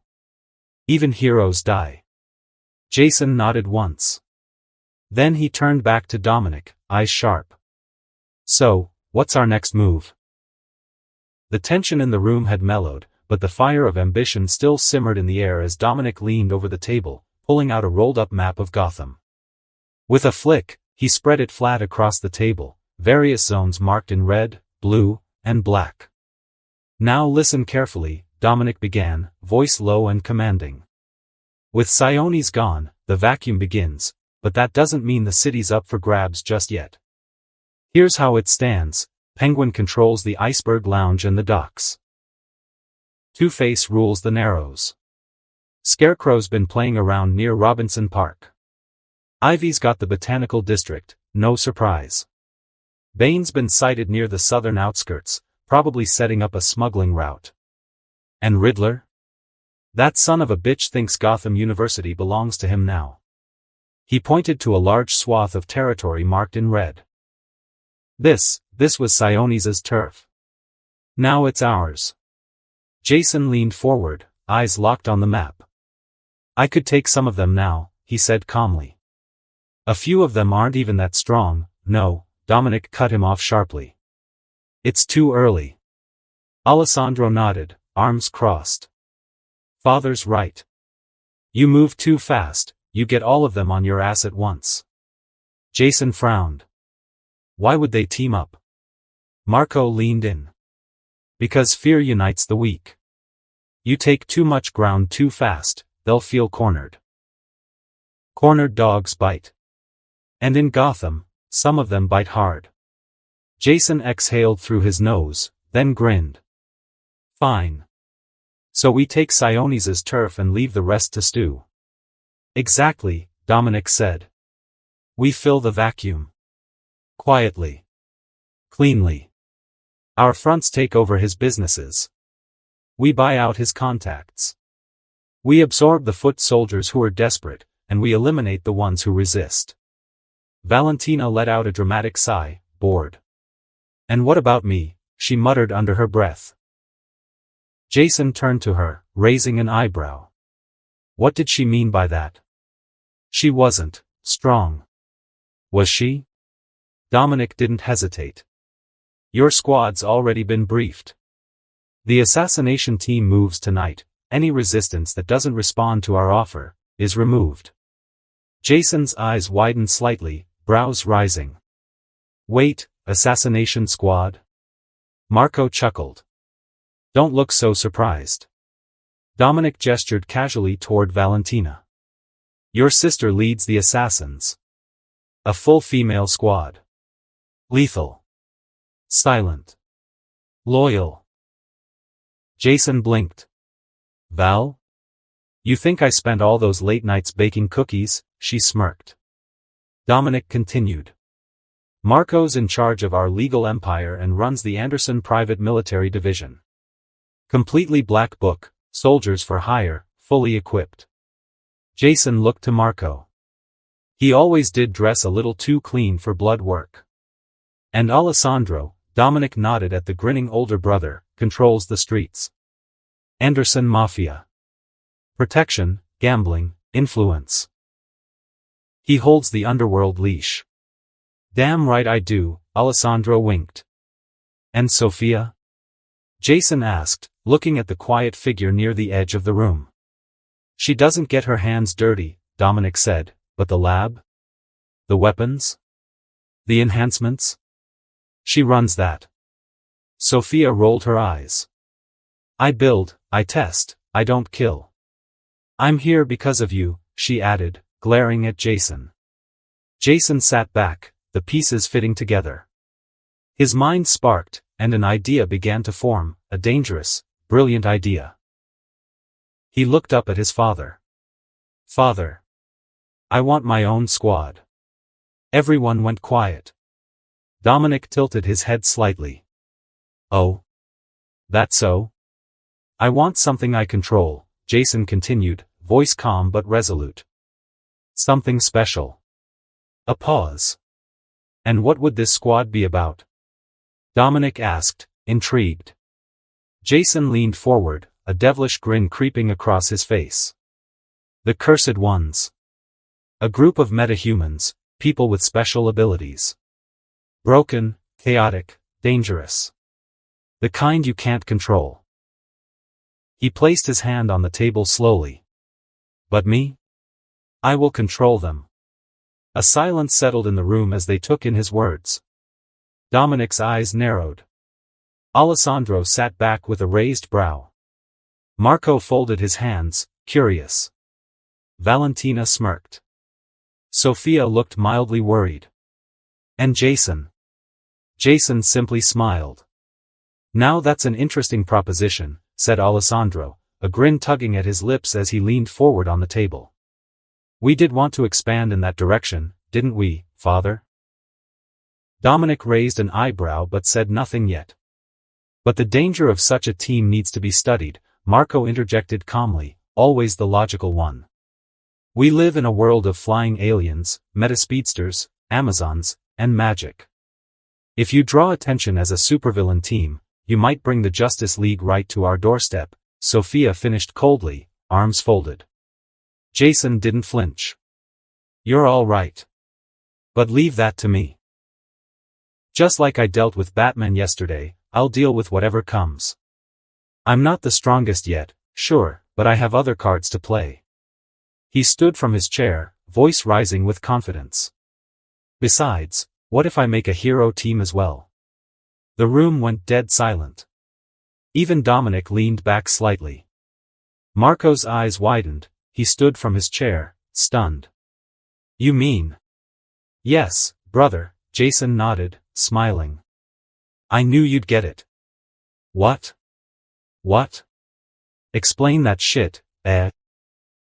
Alessandro barked, clearly confused but intrigued. Jason turned toward them, hands raised. It's not impossible. A superhero team for the family. Legal. Government approved. Just like the mercenaries, but more shiny. Maxwell Lord already did it, he had his own league. His own squad. With the right fronts and paperwork, we can own one. Marco jumped in, excited now. Exactly. Lord Industries ran multiple ops through Checkmate and even had ties with Argus. It's all about appearances. You create a team, make it look good, hell, even do some good. The government loves plausible deniability. Interesting. Alessandro nodded slowly. So, a hero team by day, villain crew by night? Jason shrugged. I wouldn't call us villains. In both roles we'll be beating the crap out of actual villains. Just, at night, we beat them and take their stuff. Alessandro burst into laughter. Ha! You really are a damn Anderson. For a second I thought all those late nights at clubs and chasing skirts were softening you up. But no. Jason Anderson. The new face of this family. Dominic finally spoke, nodding with pride. Then it shall be approved. Jason turned toward him, surprised. I'll fund you. I'll give you a base. Resources, support. Everything you'll need to start this. But, Dominic raised a single finger, finding the members? That's on you. Jason smirked, eyes glinting with ambition. Already got plans, father. Dim lights hummed softly within the towering cave as holographic screens flickered to life. The central monitor displayed dozens of clips, grainy phone videos, tabloid images, and nightclub security footage. All showed the same man, Jason Lucas Anderson. Laughing in VIP lounges, disappearing into backrooms with women, throwing wads of cash, grinning like he owned every place he entered. Bruce Wayne stood in silence, cape draped over his shoulders like a shadow as he scanned the data. Monitor caption, subject, Jason Lucas Anderson. Age, 19. Occupation, none, publicly. Clips rolled. Jason at a strip club in Metropolis. Jason getting thrown out of a casino in Bloodhaven. Jason with 2 actresses on each arm during a gala afterparty. Bruce narrowed his eyes. Drunken playboy, spoiled third son of Dominic Anderson, he muttered. But it's just a mask, isn't it? Another window appeared on the screen, footage from the alleyway just a day prior. Jason moving like a phantom, slashing through Black Mask's men. The moment he crippled Roman Sionis. The moment he nearly tore his head off. Bruce rewound the clip again. And again. Monitor caption, power evaluation, Jason Anderson. Mild superhuman strength, estimated class 3. Enhanced speed/reflexes, unconfirmed. Regenerative ability, low to moderate, observed wounds healing. Cursed claws, composition unknown. Martial arts, peak human mastery, possibly beyond. Weaknesses, none observed, potential vulnerability to overwhelming force only. Bruce's jaw tensed. He's hiding more, he said aloud. This isn't everything. Forgive me, sir, came Alfred's calm voice from behind, holding a silver tray with tea, but you've been staring at that screen for the better part of 2 hours. Bruce didn't turn. Jason Anderson isn't what he pretends to be. He's not just some party-going heir. He's playing the long game. Covering his true identity the same way I do. Interesting. You think he's Gotham's new, you? Bruce didn't answer. Alfred stepped closer, setting the tea down beside the keyboard. So why the obsession? Bruce finally turned to face him, eyes cold and sharp beneath the cowl. Because he knew. Knew what, sir? He called me Bruce Wayne. And not just me. Bruce brought up a second screen. Images of Barry Allen, Clark Kent, and Diana Prince. He listed several members of the League. Full names. Real identities. In the middle of a war zone, he looked me in the eye and threatened to expose us, all of us. Alfred's expression dropped. Dear God. If he leaks that information, even a fragment of it, every supervillain on Earth will go after our families. Our homes. Everyone we've tried to protect by living in the shadows. Then we must inform the League, Alfred said, firm. No. Bruce's voice was low and resolute. If I move too fast, he might retaliate. I don't know how far his reach goes. And if what I saw is just the tip of the iceberg. Alfred folded his hands.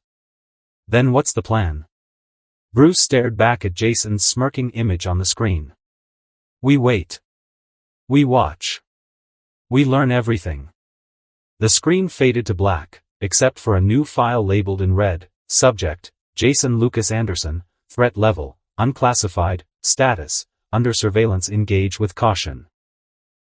The sleek black car rolled through Gotham's rain-drenched streets. Inside, Jason sat relaxed in the back seat, eyes half-lidded, fingers lightly drumming on the window.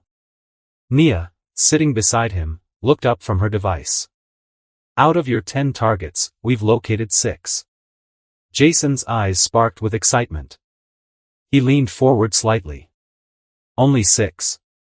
That's good enough. Show me the first one. She swiped across her screen and turned it toward him. Jason studied it in silence, then gave a firm nod. Perfect, he muttered, grinning. He leaned forward toward the driver. Change of course. Head to the first target's location. Let's pay them a visit.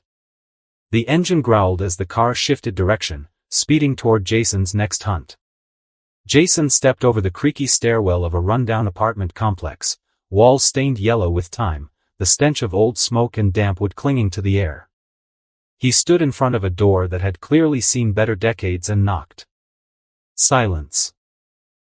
He knocked again. Still nothing.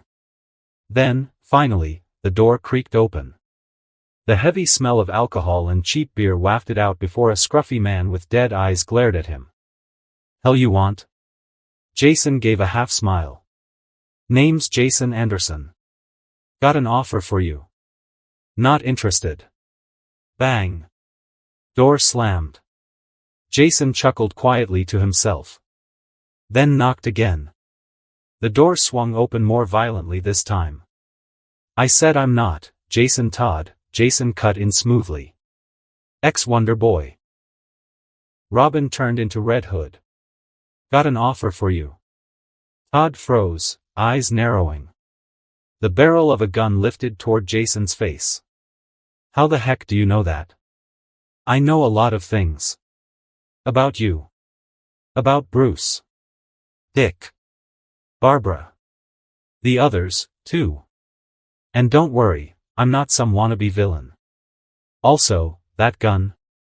Kinda useless on me. Todd stared for a second longer, and pulled the trigger. Bang. Jason's body jerked slightly from the hit, but he didn't fall. He looked at the hole in his shoulder, flexed the muscle, and met Todd's eyes again. You done? Todd raised both hands in surrender, smirking. Just had to check if you were legit. Jason rolled his eyes. So? Happy? Todd nodded. So what's this offer? Jason stepped inside, brushing past the gun. I'm forming a team.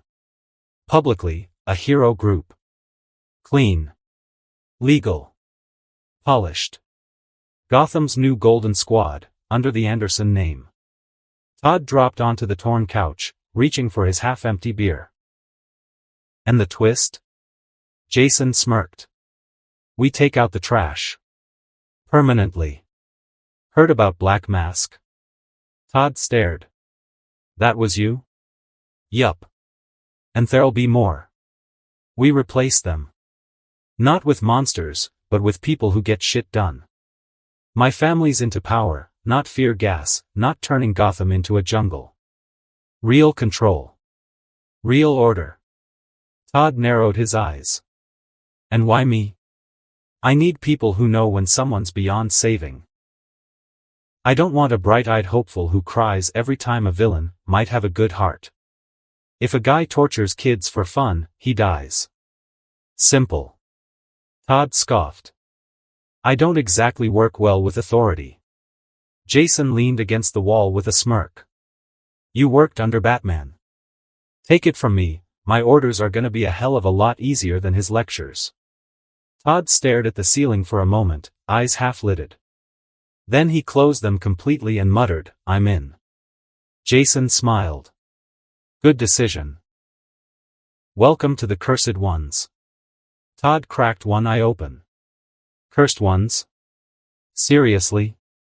Can I retract my application? Nope. Too late. Contract's coming later. Adios.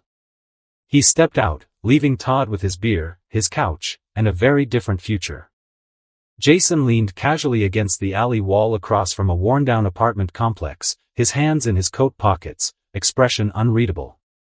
The streetlights flickered above as a woman in a hoodie and torn jeans walked by, muttering under her breath. Then paused. Leslie Willis, Jason called out. She turned, eyes narrowing. Huh? Hell are you? Name's Jason Anderson. I'm recruiting a few talented people, he said coolly. That includes you, Livewire. Leslie scoffed and rolled her eyes. Ugh. Piss off. I'm out of that life, okay? Just trying to live normal now. Oh yeah? Jason tilted his head toward the crumbling apartment building. How's that going for you? Leslie followed his gaze, then frowned. Well, lick my balls, okay? I'm trying to live legit. I don't doubt it, Jason said. But you've got talent that outclasses legit. She took a step closer, irritated. Look.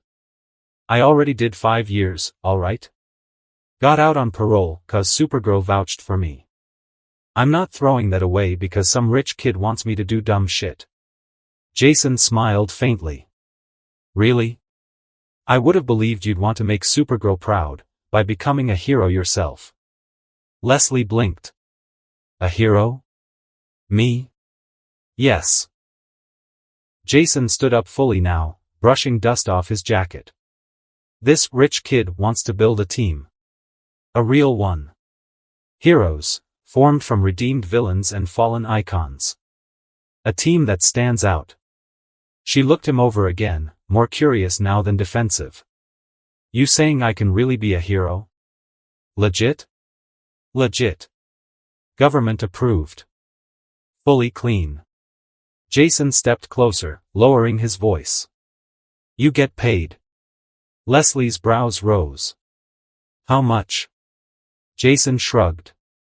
6 figures a month. She stared, mouth half open.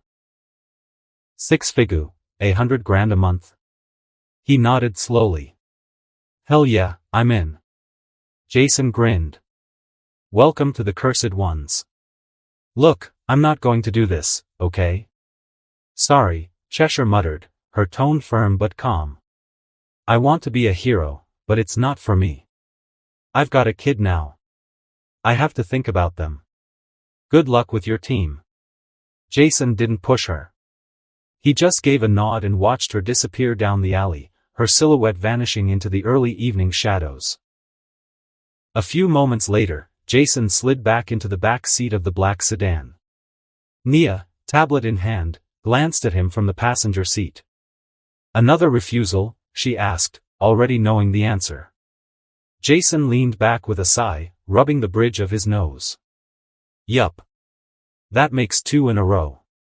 Nia frowned. We were on a roll. Now we've hit 2 rejections back to back. Seems like it. She tapped on her tablet, bringing up the recruitment log. Let's see, we've got Red Hood, Livewire, and Katana confirmed.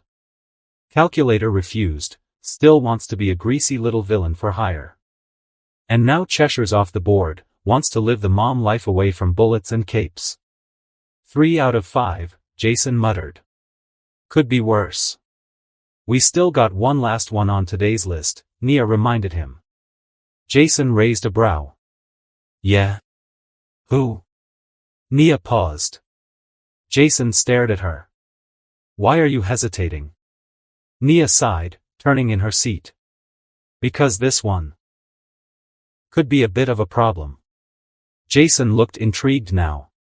Problem how? She turned the tablet to face him. On screen was a series of images, chaotic grins, explosions, wanted posters, and cotton candy-colored hair. It's Harley Quinn. Jason blinked. Then he smirked. Well, shit. The sun was unusually warm for Gotham, and Harley Quinn was loving it. Her hair was tied up in its iconic pigtails, this time dyed soft pink and faded blue. She had on a bright yellow hoodie with cartoon cats on it, sunglasses too big for her face, and a pink leash in hand, guiding a tiny, overly pampered dog, Pudding. It had been 3 weeks since Harley had smashed someone's face with a wine bottle. 3 whole weeks of grocery shopping, sitcom binging, and even recycling. Life was good. Or at least, she kept telling herself it was. Then came trouble. Hello, Harley, said a calm voice behind her. Harley stopped mid-skip. Her dog barked once and then resumed sniffing a sewer grate. She turned around to face a sharply dressed young man, way too young to be wearing something that expensive without selling kidneys. His black suit was tailored, his black shirt open at the collar just enough to hint at confidence, or arrogance. "Who the hell are you?" she asked bluntly, squinting at him. "Jason. Jason Anderson. Pleasure to meet you." "Pleasure's all yours, hun." "I don't know ya, don't wanna know ya, and you don't look like my parole officer, so bae," she chirped, turning and strutting away. Jason kept walking behind her. "So how's life, Harley? The mundane, totally normal, no bat-swinging kinda life?" She halted in her tracks. A twitch worked through her jaw. "Harley," she muttered to herself, "ignore this pussy-looking kid. You can do this. You don't need to turn his skull into salsa." Jason smirked. "Oh, so the urge is still there. But you're controlling it?" She spun on her heel. "Leave me alone. I'm just curious," he said coolly. "Who's in control these days? Crazy Harley Quinn? Or Dr. Harleen Quinzel?" Her eyes sharpened dangerously. "Look, buddy," she shouted, pointing at him. "I am blood-free, 3 months without spillin' any. You say one more cute little psychoanalysis, and I will bury you in the freakin' ground." "Fair enough," Jason said, raising his hands. "Just had to tease you a bit. I'm not here to mess with your parole. I'm here to offer you something." She groaned. "If you say, Suicide Squad, I'm gonna bite you." "Nope," Jason said. "A team. Not blackmailed, not manipulated. Not run by Amanda. A real team. A team of heroes." Harley blinked. Then burst into laughter. "Nope. No, thank you. I ain't going back to that life. Not even the hero kinda life. I'm out. Out. Joker's in Arkham, so I'm free. Free to live normal. So beat it, rich boy." Jason stayed calm. "Harley. We both know Joker isn't going to stay in Arkham. He'll break out, like always. And he'll come looking for you. And like always, you'll come running." Her face tightened. "I'm different this time, okay? I've changed." Jason nodded. "So I've heard. You worked with Waller. Suicide Squad. You even saved the world. Twice. Got your freedom. Then teamed up with the girls, Birds of Prey, right? You did it 3 times, Harley." She said nothing. "It must have felt good," Jason continued, stepping closer. "Being a hero. Being respected. Having a team that actually wanted you. So why not again? I could use someone with your talents." She looked away. "Me? I ain't talented. I'm just a crazy chick who's good at killing people and making really, really bad choices." Jason's voice softened, sincere now. "That is a talent. And the right guidance can turn chaos into something really powerful. I'm not here to control you, Harley. Just to give you a better direction." He reached into his pocket and handed her a black card, elegant, with a silver embossed serpent curled around a sword. "Jason Anderson, the Cursed Ones. Think about it," he said. "That life, or the one I'm offering." He turned and walked away, putting barking at his shoes once before turning to chase a squirrel. Harley stared at the card. Confused. Intrigued. The inside of the clock tower was stripped of rust and dust and retrofitted with a blend of sleek tech and Gothic aesthetics. Crimson lighting accented the stone walls, and a digital table stood at the center, surrounded by steel chairs. It wasn't perfect. It was raw and gritty, just like them. Jason stood with his hands in his pockets, eyeing the group before him. Red Hood sat with his boots kicked up on the table, helmet off, chewing on a toothpick and already annoyed. Katana stood with her arms folded, expression unreadable, calm yet alert. Livewire lounged in a levitating hover chair, legs crossed mid-air, sparks occasionally flicking off her fingers as she blew a bubble of gum. Jason finally spoke. "Alright, welcome to the clock tower. Consider this our makeshift base. Still under renovation, but it's secure, off-grid, and ours." Red Hood glanced around and muttered, "Cozy, if you like the vibe of a Dracula lair." Jason smirked. "It's a work in progress. Anyway, we've got 1 month before the official announcement. 1 month before the Anderson family unveils its first official hero team to the world." Katana raised a brow. "So, we pretend to be heroes?" Jason shrugged. "Pretend? Nah. We act like heroes. But we fight like wolves. We handle things the clean, legal way when we have to, but we don't flinch when it's time to put trash down." Livewire chuckled. "Finally, a job with benefits and morally flexible standards." Jason nodded. "Glad you get it. In the meantime, we need a track record. A resume. I've already lined up a few targets." Slam. The tower doors banged open. "Yoo-hoo. Anyone miss me?" All eyes turned as Harley Quinn skipped in, grinning, her dog putting on a pink leash and a duffel bag over her shoulder. Jason blinked. "You accepted?" Harley smirked. Figured it'd be fun. And hey, I didn't kill anybody this week, so I deserve a treat." Red Hood stood up instantly. "Oh, hell no." Harley squinted. "Well, if it ain't the brooding bullet boy himself. Jaybird. Still pretending you ain't got issues?" Jason sighed as Red Hood muttered, "Tell me this is a joke." "Love you too," Harley winked, tossing her bag on the floor. "Ooh. Tatsu. Still slicing souls with that creepy sword of yours?" Katana nodded, her voice calm. "Only those who deserve it." Harley turned to Livewire, smirking. "And you, Leslie, right? You're still alive? Waller didn't fry your circuits?" Livewire gave a smirk back. "Please, I was the circuit. Barely made it, but hey, I'm shockproof now." The banter filled the room fast. For a moment, the chaos almost felt like chemistry. Jason clapped loudly. "All right. Glad everyone's bonding. Really. But let's bring it in." He walked over to the center table, activating a holographic display. 2 familiar faces popped up, one with half a ruined face, and the other with a monocle and smug grin. Two-Face. Penguin. Our first official mission. Red Hood leaned in, suddenly serious. "Going for the big fish, huh?" Jason nodded. "They've been getting bolder. New arms deals, new alliances. I want to hit them hard, shut down their operations and send a message." Livewire crackled with energy. "Ooh, I like messages. Especially the explosive kind." Katana placed her hand on her blade's hilt. "Say the word."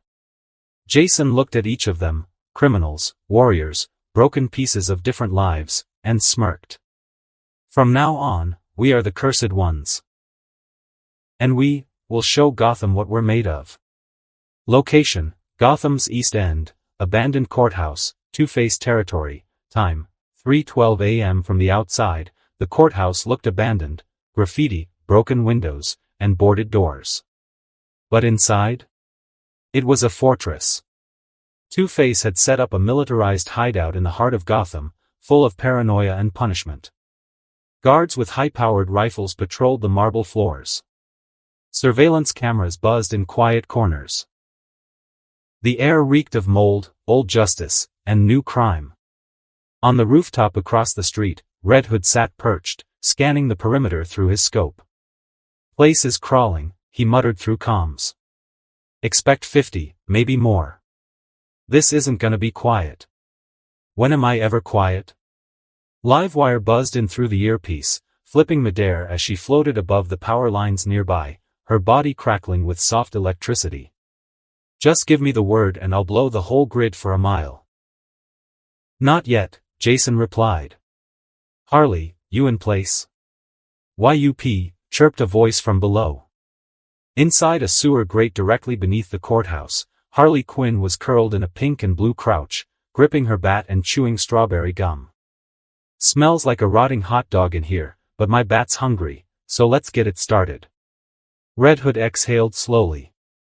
Alright. Showtime. Livewire shot forward, an electric streak slicing through the sky. She slammed into the power transformer across the street and absorbed the voltage in a single, flickering inhale. Street lamps shattered. Security lights inside the courthouse dimmed. A few guards cursed as their gear fried. Oopsie blackout, boys, she teased. Red Hood fired a grappling hook, zipped to the rooftop, then burst through the skylight with a crash. He landed boots first on a thug's shoulders, caving in the man's spine with the force. Another guard reached for his gun. Red Hood spun, drew, and fired rubber rounds into his chest. Non-lethal, he muttered. Jason's rules. A bang erupted from below. Mostly. Just as alarms began to ring out, boom. The sewer grate exploded, flinging up a cloud of dust and filth.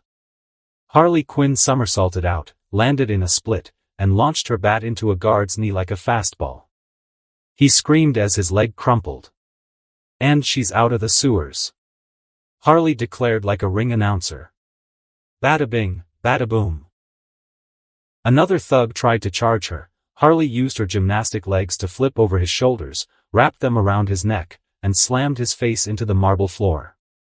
Gotta admit, Red Hood said, kicking a baton into a thug's throat. You're better than expected. Why thank ya, murder muffin, Harley grinned.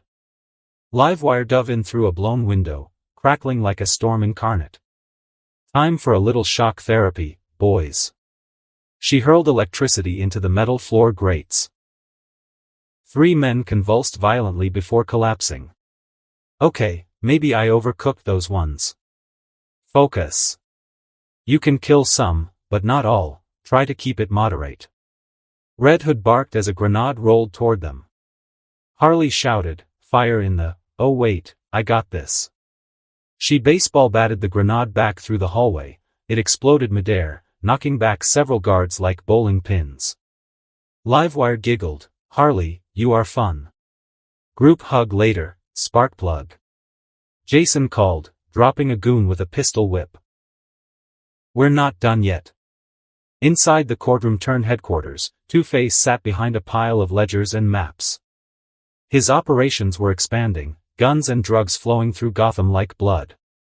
He stared at the blackout monitors, confused. What the hell's going on? A thug burst in. Boss. We're under attack, some lunatics. One with lightning, one in red armor, and a crazy chick with pigtails. Two-Face's coin flipped in his hand. Is this about Falcone? Maroni? Someone send these freaks? The doors burst open. Harley cartwheeled in and threw her hammer across the room. It landed squarely on a bodyguard's face, smashing his nose inward. Red Hood walked in behind her, guns raised. Livewire hovered above, body pulsing with light. Two-Face stood up. Who the hell sent you clowns? Oh, right. Harley chimed in. We forgot to do the cool entrance line. Red Hood, we're the ones cleaning up Gotham's waste. Livewire, cursed ones, baby. Two-Face coin hit the ground. Scarred side up. Kill them all. A war erupted. Thugs swarmed in waves. Red Hood was a machine, flipping between blades and bullets, disarming men with one move, and killing others with another. A steel pipe was used to break someone's jaw, then deflect a blade, then impale someone else in the thigh. These guys are worse than the Jokers, he muttered. Sloppier too. Harley bounded across tables, smashing bottles into heads, spinning with glee. It's like prom night. But everyone's bleeding. Livewire fried a set of machine guns from range and caused an entire squad to shoot wildly at each other as their guns sparked and jammed. You boys ever hear of surge protectors? The three moved together now, an awkward but deadly synergy forming. Harley tossed a chair, Red Hood used it as a springboard to leap-kick a thug. Livewire zapped two running at Harley from behind. "Thanks, Sparky. Anytime, crazy." Then, boom. A shotgun blast missed Harley by inches, she slid behind a desk. "Okay, too close." Red Hood threw a flashbang. "Cover your eyes." Bang. Flash. They all moved in. Two-Face tried to escape, Red Hood was faster. He tackled the man to the floor, disarmed him, and stared coldly. "You never even asked why we were here." Two-Face, bloody, gasped. Why? Red Hood pulled the hammer back on his gun. "Because Gotham deserves better." Bang. Two-Face slumped, lifeless. The few remaining thugs dropped their weapons. Jason holstered his guns and walked forward, bloodied but calm. "Tell everyone." He looked around the ruined courtroom. "The Cursed Ones are coming for every villain in Gotham. The cleanup has started." The thugs ran. A long convoy of vehicles rolled in. Black SUVs. Tactical bikes. Trucks with Anderson family emblems. Men in dark suits poured into the remains of Two-Face empire like a military operation. At the front, smoking a Cuban cigar, was Alessandro Anderson. He stepped onto the courthouse steps, gazed at the carnage, and smiled wide. "Look at this painting." He turned to his men. "Take everything. Guns, girls, money, rackets, drugs, everything now belongs to the Andersons. This is how you announce an empire." Men surged forward. The banners of Two-Face were torn down. The Andersons claimed it all. Location: Iceberg Lounge, Penguins Club, Gotham Docks. Time: 2:41 a.m. The club pulsed with Gotham's elite. Politicians, criminals, influencers, and out-of-town millionaires, all wrapped in silk and sin, drunk on expensive cocktails and ego. The Iceberg Lounge wasn't just a nightclub. It was a neutral zone, a money hub, and a haven for the filthiest souls dressed in gold-plated suits. But tonight, it was a target. Katana stood still as stone beside Jason, both surveying the club below. "Why me?" she asked, her eyes never leaving the guards circling the entrances. Jason smirked. How do I put it?" He stepped beside her and gestured toward the glowing club entrance. "An electric wild girl, a lunatic, and a hot-headed murderer. None of them are suited for this mission. We're not wreaking havoc tonight.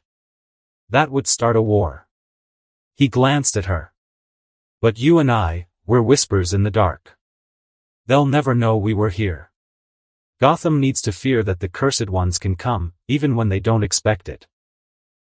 Katana gave a small nod, her blade already half-drawn in agreement. Jason dropped into the alley, switching effortlessly into his suit and fake persona. Jason Anderson, billionaire trust fund kid with nothing better to do than party his legacy away.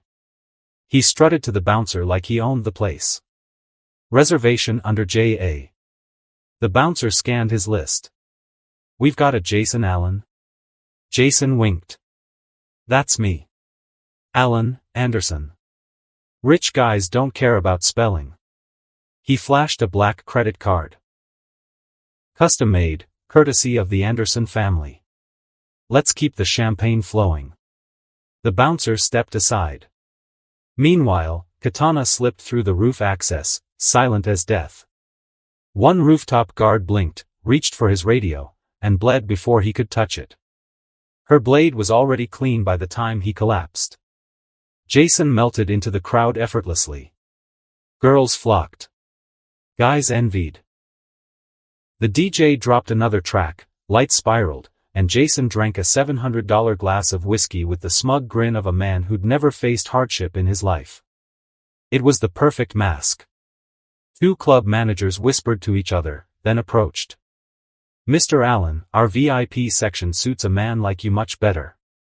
Please, come this way." Jason smiled. "Hook, line, and lead me to the Penguin. Same repeated in the VIP section, wasting money and drinks. But suddenly Jason had to go take a leak. The reason being, he had to go to the VVIP section, the hidden one. The VVIP section was behind two steel-reinforced doors, soundproofed, and monitored. Inside, the air changed, quieter, colder, more expensive. Problem was, the guard that's supposed to be there. Wasn't it? Perhaps there's a silent assassin around opening doors to Jason? Jason entered. And there sat Oswald Cobblepot, the Penguin. In a velvet-lined chair, smoking from a gold cigarette holder and looking like a fat vulture in a tuxedo. Jason sat next to him casually. Penguin scowled immediately. "Who the hell are you?" Jason smiled. "Just a man who appreciates good company." Penguin didn't reply. He gave a flick of his head. Two large guards stepped forward silently to escort Jason out. That's when it happened. Two dull thunks echoed. Both guards blinked, then collapsed. Heads removed. Blood pooled. Katana stepped forward from the shadows, blade glowing with faint mystic energy. Penguin flinched, trembling. Jason leaned in and wrapped an arm around the stunned mobster's shoulders. "You know," he began, voice dropping into something cold. "I was honestly conflicted about tonight." Penguin breathed like a dying fish. "Sparing you makes sense for business. You're efficient. Tolerable. You offer good backing and solid information." Jason's smile faded. His words sharpened. "But you're also a detestable man. You don't believe in loyalty. You serve whoever pays best. That's not good for a kingdom, Oswald." He nodded once at Katana. She placed a crisp legal document in front of Penguin. Jason continued, "This is a notarized contract. It says you sold this club to me last week. The funds have already been transferred. Government records are processed. All we need now." He nodded again. Katana placed a pen gently on top of the paper. Jason smiled sweetly. "Well, I'm not going to tell you what to do. You'll do it on your own. After all, your life depends on it." Penguin's hands trembled. He stared at Katana's blade. Then at Jason's eyes. He signed. "You gonna let me go now?" he asked, pitiful, eyes glimmering with hope. Jason tilted his head. "Nah. I don't feel like it." Wah. Bang. The shot was clean, straight between the eyes. Penguin slumped sideways. Jason sighed. He stood up, pulled out a small pouch from his coat, and sprinkled crushed pills on the table. Then he carefully wiped the gun and pressed it into the corpse's hand. Poor Oswald. Depressed. Struggling after a business deal gone wrong. He fixed the scene, everything pristine. No trace. He looked at Katana. "Call Nia. Tell her to send the cleanup crew. And the replacement guards. We own this place now." Katana said nothing, she only sheathed her blade and nodded. The morning sun bathed Gotham in a dull orange hue, but the city's chaos never truly rested, not even under sunlight. Jason sat alone in the living room, sipping black coffee, one hand flipping through reports on a sleek tablet. The news was on in the background, volume low but loud enough to catch his attention. "Good morning, Gotham. This is Vicky Vale, and you're watching GNN, your #1 source for morning news." Jason's eyes didn't even flick toward the screen, until the next line. Breaking news out of the Iceberg Lounge, where the infamous Oswald Cobblepot, known to most as the Penguin, was found dead last night in what officials are calling an apparent suicide. He glanced up, a faint smirk touching his lips. According to the broadcast, Penguin had been discovered inside his VIP suite at approximately 2:30 a.m., his body slumped over the table, gun in hand, pills scattered nearby. The narrative was perfect. Clean. The GCPD had arrived too late to question anything. Even the guards on site had testified to his depression and erratic behavior after selling the lounge for half its value. The footage cut to police lines and coroner vans, all perfectly in place. No mention of the Anderson name. No suspicion. No trails. Jason let out a quiet chuckle and leaned back on the couch, satisfied. Gotham's morning news always made for good entertainment when you were the one writing the headlines. But the report wasn't done. In other news, chaos erupted at a downtown courthouse late last night. Harvey Dent, also known as Two-Face, was found dead after a violent, unexplained confrontation. Jason's expression didn't change, but his eyes narrowed slightly. The GCPD is still investigating the attack. No suspects have been named. However, footage and eyewitness accounts describe the attackers as resembling a small, coordinated team. Some say vigilantes, others say heroes. One thing's for certain. Gotham has never seen them before. That part, at least, was accurate. The Cursed Ones hadn't officially revealed themselves. Not yet. Then came the real gem, the cherry on top. And finally, today at 1 p.m., Gotham City Hall will officially unveil a new government-sponsored superhero initiative. The team is said to be privately backed by none other than philanthropist Dominic Anderson. Jason smiled wider. Everything was coming together exactly as planned. Villains were dying. Territories were falling. And soon, Gotham would belong to the Andersons. Through power. Through control. Through both the shadows and the light. The television buzzed quietly in the waiting room, an oversized 70-inch screen mounted on the wall. Plush chairs lined the pristine white walls of Gotham's Grand Hall, the kind of place built to look polished enough for cameras but never truly welcoming. Jason lounged in his seat, legs crossed, arms behind his head. To his right, Livewire sat upside down on a velvet armchair, twirling a spark between her fingers. Across the room, Katana stood near the window, stoic as ever, her arms crossed. Harley paced in circles while mumbling something about her lipstick shade not matching the public redemption arc energy. Red Hood was leaning against the far wall, arms folded, looking bored as hell. "You're watching GNN Live," said the familiar voice of Vicky Vale, just as the broadcast shifted. Jason's gaze flicked toward the screen. "We interrupt our programming for a live update from Gotham City Hall, where something truly unprecedented is taking place. Moments ago, the governor of Gotham and several U.S. federal representatives held a joint press conference to officially announce their support for a new citywide initiative, and one name is at the center of it all: Dominic Anderson." The image cut to footage of Gotham's governor stepping onto the grand marble steps in front of the packed crowd and dozens of flashing cameras. He stood beside two U.S. representatives and, front and center, Dominic Anderson, dressed in a sharp black three-piece suit, tie crisp, posture regal. "For years, the Wayne family has been Gotham's symbol of elite philanthropy and progress," said the governor, his voice clear and proud. "But times change. Today, we formally acknowledge the Anderson family as not only equals but, in many ways, superior in their contributions to Gotham's security, economy, and future." That line made Harley scoff and say, "Oh, Brucey's not gonna like that one." Jason chuckled, eyes still locked on the screen. "Let him stew. The Anderson proposal has been reviewed by city and federal agencies," continued the governor. "And we're proud to announce its approval.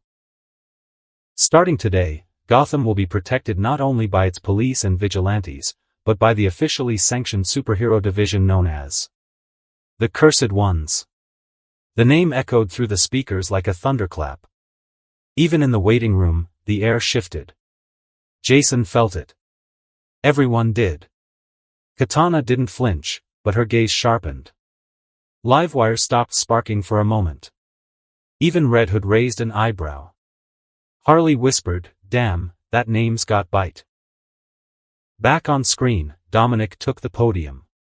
"Today," Dominic said, voice powerful, resonating through the hall and across every screen in Gotham, "marks a turning point in Gotham's story.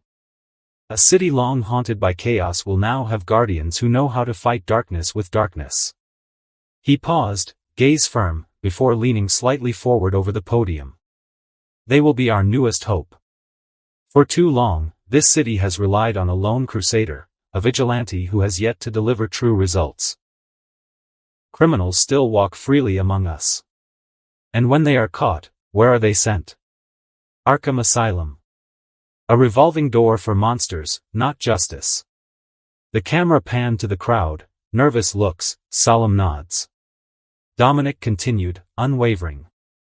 And worse, many of these lowlifes have manipulated the system itself, escaping judgment by accusing their captor of brutality. A vigilante defense, they call it. One man, in a suit and a cape, cannot save a city. He has become an obstacle, not a solution. Gasps. Reporters whispering. Dominic smiled faintly, he wanted them to react. Unlike him, the Cursed Ones will work in tandem with the government. Any arrests they make, any villains they defeat, it will all be lawful. Official. Recognized by the justice system, not hidden in shadows. The screen cut to the giant banner behind him, the Cursed Ones in bold silver text. Now, Dominic declared, voice rising like thunder, let me introduce to you all, the face of this new era. The leader of the Cursed Ones. My own son. Jason Lucas Anderson. The cameras flashed like wild lightning. From the grand stage built in the heart of Gotham Central Plaza, Jason Lucas Anderson walked out with deliberate grace, clad in a high-tailored black suit stitched in dark gold trim, the Anderson family crest embedded into the left cufflink. Behind him walked 5 figures, each a presence unto themselves. To his right, Red Hood. The signature red helmet gleamed beneath the sun, his jacket swaying slightly with every step. Katana followed, calm and precise, masked and stoic. Livewire trailed behind, radiant in her blue suit, electric energy crackling faintly off her skin. And finally, Harley Quinn, lipstick red, eyeshadow blue, hair tied in twin tails of candy pink and sky blue, her outfit flashy, flirty, and undoubtedly dangerous. As they reached the center stage, Jason shook hands with the governor, several U.S. representatives, and finally, his own father, Dominic Anderson. Their handshake lingered, eyes locking with a shared conviction. Then Jason stepped forward to the podium. He waited a moment, allowing the chatter to settle. The crowd stilled. The world watched. Ladies and gentlemen. His voice rang deep and steady. My name is Jason Lucas Anderson. Some of you may know me as a playboy, a party animal. A man with no care for family, for business, or for heroism. That was the image I let the world believe. The role I played. A faint murmur rippled through the audience. But that role is no longer needed. The truth? I am a man gifted with extraordinary power. Power I now choose to use, not for vanity, not for chaos, but to clean Gotham from the scum that poisons it. He turned slightly, gesturing to the figures behind him. Behind me are people you've heard of. Villains, some say. Criminals, others whisper. But that was the past. What stands here today is not a gathering of criminals, but a new hope. He stepped aside, pointing left. To the far left, Harleen Quinzel, Harley Quinn. Once known as Joker's associate. A chaotic menace, they said. But here's what they forget, she served the government twice, saved the world as part of Task Force X, the Suicide Squad. She's earned her freedom. And now, she joins us as a hero. Harley blew a kiss to the cameras. Next to her, Leslie Willis, Livewire. Metropolis painted her as a villain, but the truth is more tragic. Once a podcaster who dared speak truth about Superman, she became something else after an accident. She couldn't control her powers. But instead of helping her, they called her dangerous. Today, she takes her story back, and becomes what the world denied her, a real hero. Livewire gave a mock salute. Next is Katana. Her name is Tatsu Yamashiro. A widow. A mother who lost everything to villainy. And now, a woman of vengeance. Not for rage, but for justice. She hunts evil, not because she enjoys it, but because someone has to. Katana gave a respectful nod to the crowd. Jason paused. His tone darkened. And finally, Red Hood. But not just Red Hood. Jason Todd. Red Hood removed his helmet slowly, revealing the scarred, hardened face underneath. Gasps erupted across the stage. Whispers turned to stunned silence. The second Robin. Kidnapped and tortured by Joker. And when he returned, when he crawled back from the grave, what did Batman do? Jason's gaze swept the crowd. He threw Joker back in Arkham, again. Ignored the damage. Ignored the boy who bled for him. Red Hood fights not for recognition but because he knows what it means to suffer and survive. And now, he fights for Gotham, not in Batman's shadow, but in his own light. The screens behind Jason lit up. Two faces. Roman Siones, Black Mask. Harvey Dent, Two-Face. You want proof? You want results? Jason pointed upward. These two ruled Gotham's underworld. Not anymore. We've ended their reign. Their people were arrested. Their power stripped. And they? The image shifted, Red Hood standing over Two-Face's corpse. Black Mask's bloodied mask was on the ground. They were sentenced to death years ago. The only reason they're still around is our system's failure to catch them long enough to carry it out. We fixed that. Reporters shouted questions. Jason raised a hand to silence them. Some will say it's extreme. But what's more extreme? Letting monsters run wild? Letting them hurt your children? Letting them escape again and again? No. We act. We clean. We remove the cancer before it spreads. Jason leaned forward. The Cursed Ones aren't here to replace the Justice League. We're not caped gods from another world. We're real people. And starting today, approved by this government, we will operate as a legal hero force. Heroes with authority. Justice with finality. He extended a hand behind him. This is our city now. Gotham belongs to its people, not to the freaks that haunt its nights. And I promise you. Jason's eyes blazed with quiet fire. The cleaning has only begun. Just as Jason finished the last line of his grand declaration, as the cheering began to swell, the atmosphere snapped. Boom boom boom boom, the symphony of destruction rang through the Gotham Plaza like war drums. Four police cruisers lit the air with blazing flame, the sudden heat pushing the gathered crowd into a chaotic frenzy of panic and shrieking. On every screen across the plaza, on the jumbotron behind Jason, on building signs, on news vans, a flickering green screen appeared. And then came the laughter. Mechanical. Manic. All too familiar.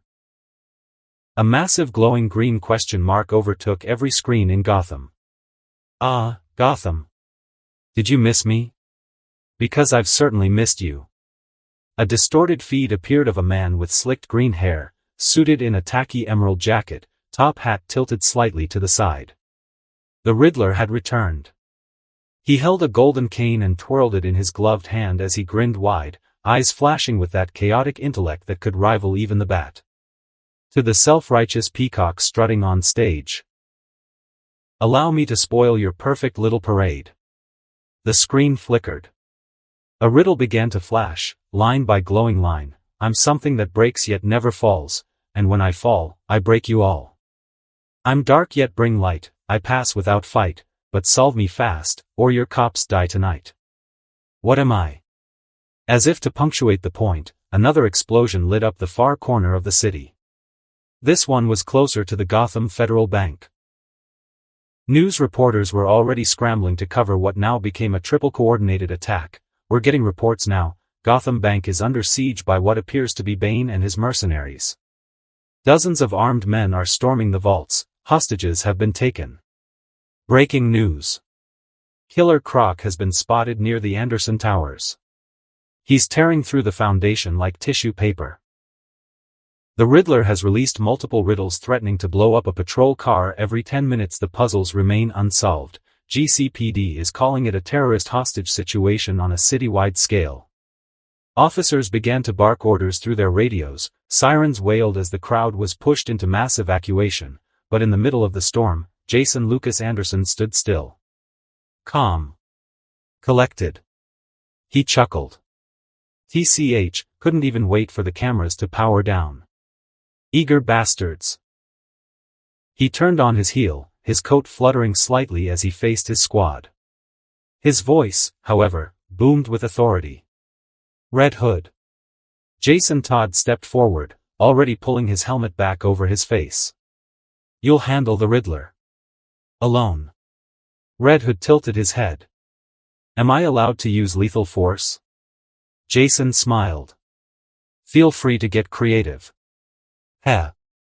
About damn time. Todd spun his twin pistols in hand as he vanished into the chaos. Jason turned next to the trio behind him. Livewire. Harley. Katana. You're headed to the Gotham Bank. Burn Bane out of there. Livewire's eyes sparked to life. I'll fry his steroid-laced brain into protein mush. Harley cracked her knuckles and pulled a candy-striped bat from behind her back. I'll bash it in like a piñata at my ex's birthday party.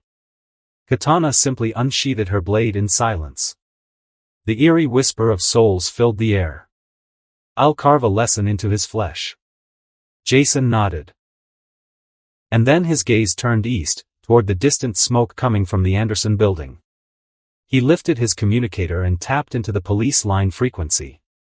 To any officers holding position at Anderson Tower, fall back immediately. I'll handle Killer Croc myself. The officer on the other end of the line hesitated. Sir? That thing is a monster. You can't go alone. Jason's voice dropped an octave. I said, fall back. He cut the feed. A smirk played on his lips. Time to show these freaks who really owns Gotham now. And with that, the cursed ones moved, splitting across the battlefield like shadows unleashed from a cage. The front of Gotham National Bank was a battlefield. Shattered police barricades littered the sidewalk like discarded toys. Smoke from the recent explosions painted the skies in shades of gray. Bystanders screamed as they were escorted away, and the GCPD formed hasty perimeters at a distance, already overwhelmed. From the thick, cracked marble doors of the bank, thunderous footsteps echoed like war drums. And then he appeared. Bane. Bulked beyond reason, a walking juggernaut of venom-infused muscle and rage, with tubes pulsing along his back and shoulders like serpents. Behind him, nearly 24 of his men, each one hooked to the same enhancement cocktail, less men and more monsters. A lesser team would have folded at the sight. But not the cursed ones. Livewire cracked her knuckles, electrical sparks already dancing around her fingertips like fireflies on speed. Her lips curled into a grin that promised chaos. Finally, some action. I was getting bored watching Jason monologue. Harley Quinn swung her candy-striped bat over her shoulder, blowing a bubble of bright pink gum. Muscle-bound morons with daddy issues? Sounds like my kinda therapy session. Katana stood at their side in silence, her hand resting gently on the hilt of Soul Taker. Her eyes scanned the field with cold precision. No fear. No hesitation. Bane's men roared, charging the steps like a stampede. But before their boots even hit the concrete, zap. Livewire shot forward like a lightning bolt, her body turning into a blur of raw voltage.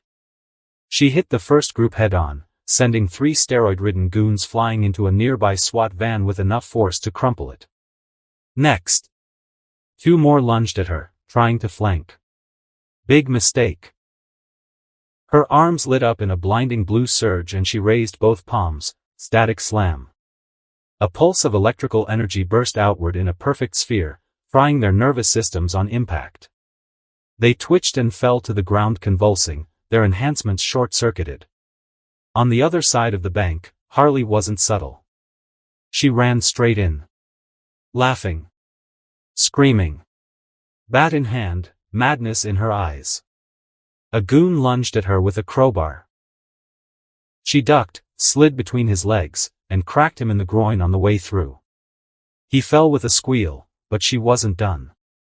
The next swing hit him square in the face, crack, he collapsed like a ragdoll. Ooh. That one's gonna need a dentist. Two more surrounded her. One had a pipe, the other a pistol. She kicked the pipe wielder in the knee, spun, and smashed the other one's gun hand before slamming her bat across his temple.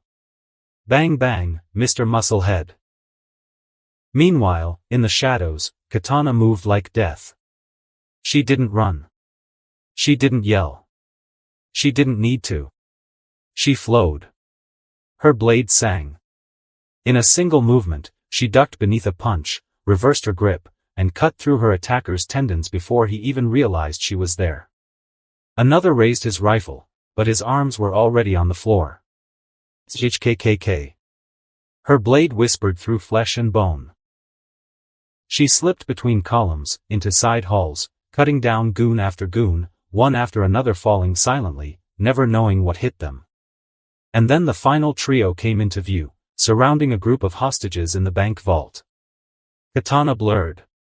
One scream. 3 bodies hit the floor. You are safe now, she whispered to the hostages, who nodded, trembling. The girls regrouped, but then the marble beneath their feet trembled.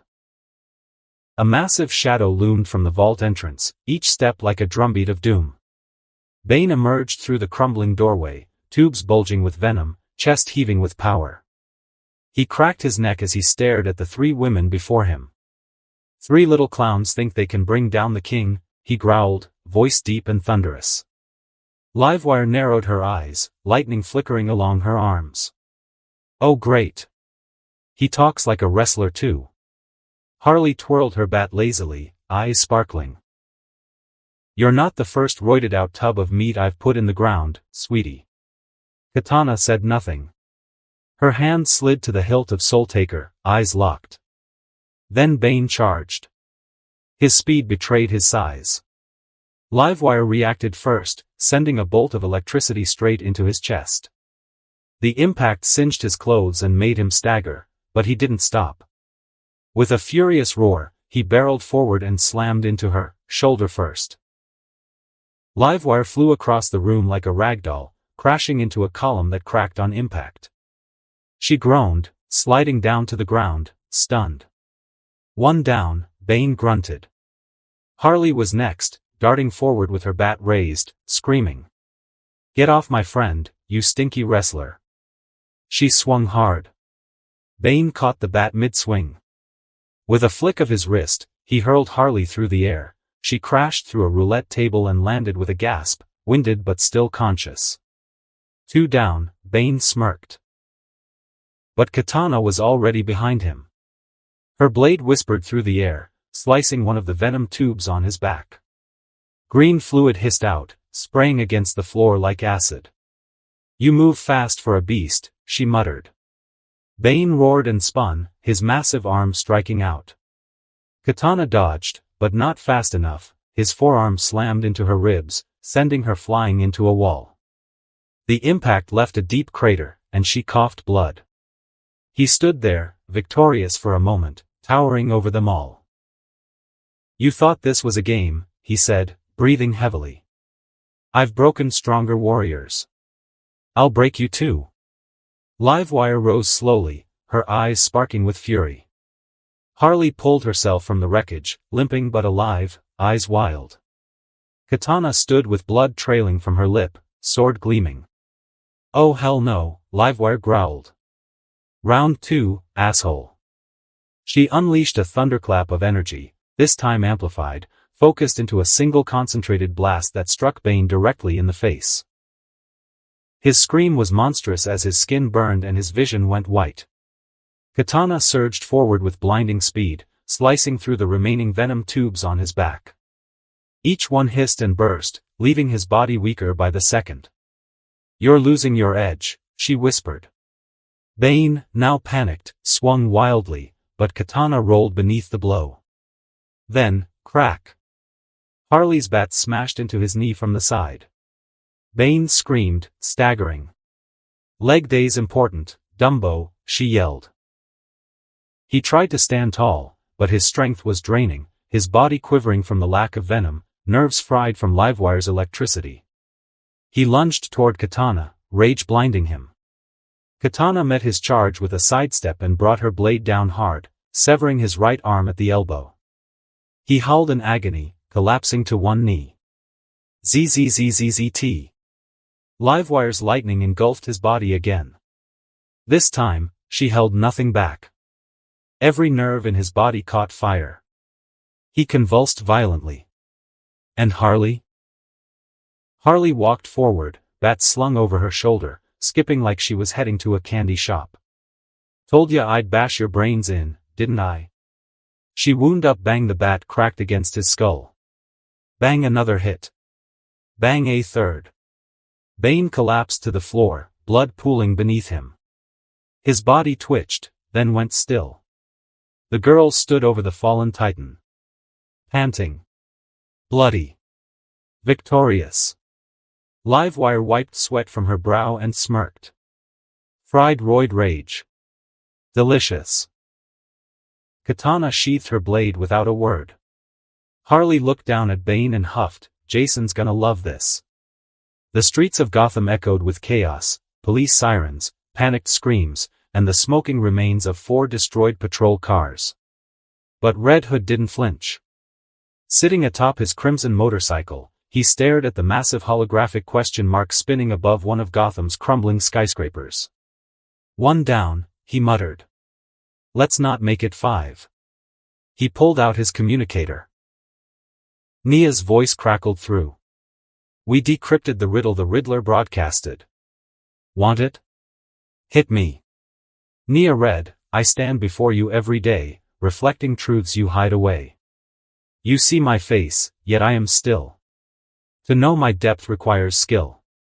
Red Hood snorted. Mirror. The answer's a mirror. I'm not an idiot, Eddie. With that, he throttled the engine and headed toward Riddler's likely hideout, an abandoned mirror factory downtown. Red Hood slipped inside through a maintenance tunnel, stepping quietly through a thin layer of water. A spike trap shot out from the wall, clang, only for him to duck under it smoothly. Amateurs, he muttered, kicking open the next door. 3 auto turrets dropped from the ceiling. Red Hood dived, sliding across the wet floor, his twin pistols blazing. Sparks flew as he shot the barrels of the turrets mid-swing, disabling all 3 before they could track him again. Still dancing with your toys, Riddler? He rolled into the next hallway, only to come face to face with 10 armed mercs, all geared to the teeth. Before they could shout boom, the first caught a bullet through the eye. Jason vaulted off the wall and kicked another in the jaw, disarming him midair. He landed behind a third, snapped his neck clean, and used his body as a human shield while he gunned down 2 more over the shoulder. A baton flew from nowhere, cracking one goon in the skull. He dropped. Jason turned. Took you long enough. Robin. Tim Drake. Dressed in green and red, scowling already. You're welcome. You weren't going to save any for me? Didn't realize Batman was still recruiting. Yeah. And I didn't realize corpses could still talk. Real cute, replacement. Whack. A stun disc landed between them, sparking. Barbara dropped down from above, dusting her gloved hands. Batgirl. Boys. Can we play nice for 5 minutes? Jason twirled his pistol and holstered it, still smirking under the helmet. Didn't know the Bat Kids were still running his errands. You should have graduated by now, Babs. Barbara ignored the jab. We're here to help. Even you shouldn't face Riddler alone. Funny. I've been doing fine without a bedtime and a cowl over my head. Robin stepped forward. You think just because Batman didn't save you, he abandoned you?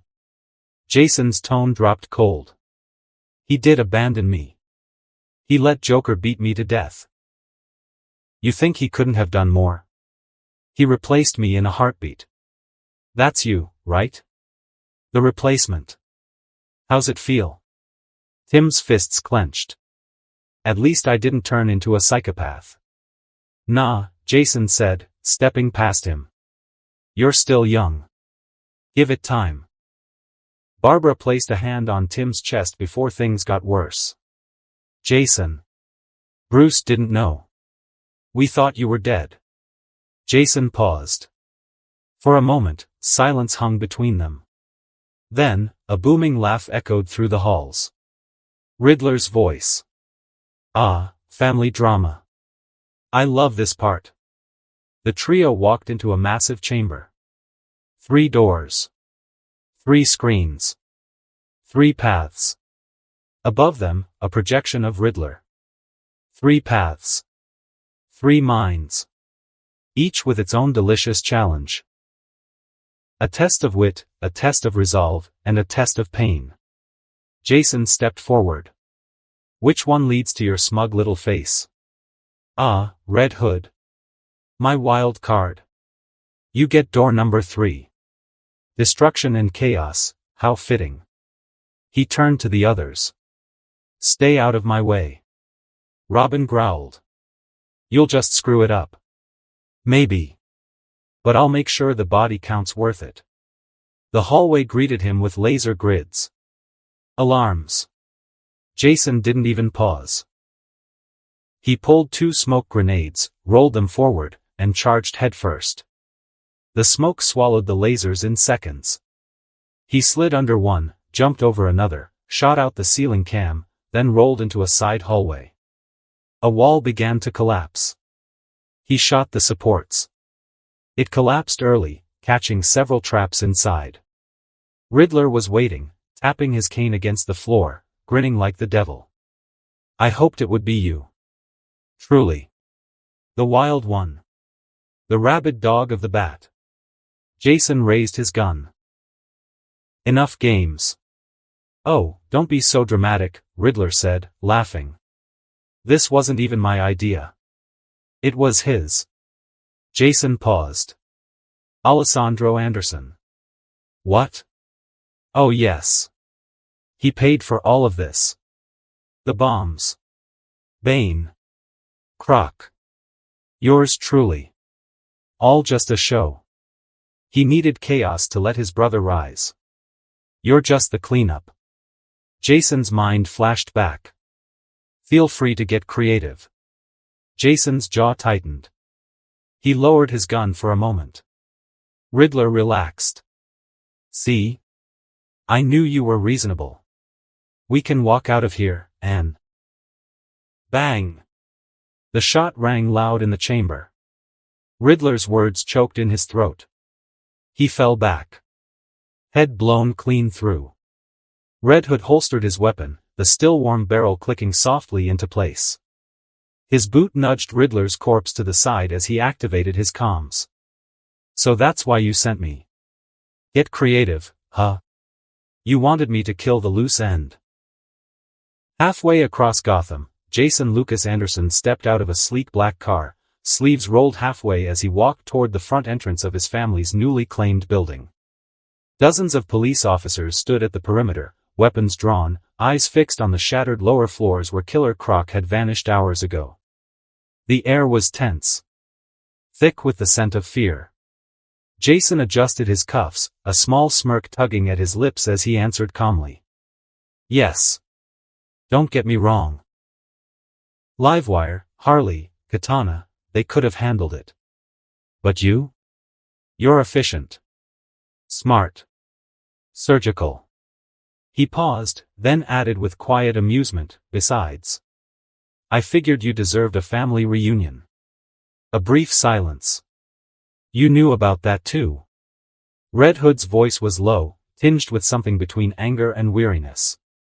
Jason kept walking, weaving through the police blockade like he owned the place. I know a lot of things, Jason. Like how the only reason Croc hasn't torn through those officers out front, is because the Bat politely asked him to wait. Red Hood chuckled bitterly. Bats and crocs, huh? What does that make you? Jason stopped just short of the building's cracked facade. Sunlight gleamed off his watch as he looked ahead, sharp eyes already burning with anticipation. He grinned. I think I like being a cursed spirit. The line went dead. Jason tapped the earpiece again. Nia. We still have camera access inside? Yes, sir. Good. Make sure you're recording. I want the world to get a first-hand look at the true power of Jason Anderson. Jason Anderson stepped into the front lobby of his newly claimed family building, only to be met with chaos. The marble floor was cracked, scorched, and blood-stained. Bodies lay scattered, some unconscious, others far too still. Uniformed guards, a few familiar Anderson men, all clearly caught in the hellstorm that had erupted beneath their feet. And right in the center of the lobby, where a once grand fountain used to be, now yawned a massive gaping hole. Jagged concrete rimmed the edges, the floor torn apart like paper under a titan's wrath. Jason stared at the destruction with a cool gaze, then calmly rolled his shoulders. Damn, I hope they have cameras down there too. He leapt in. The drop was longer than expected. He landed with a thud, boots crunching against gravel, dust and ash swirling in the dim glow of flickering lights. He stood in what could only be described as a long-forgotten underground relic, a derelict metro station buried beneath the city's veins. Rusted tracks split the ground, and ancient signage in faded wartime fonts whispered of an era long past.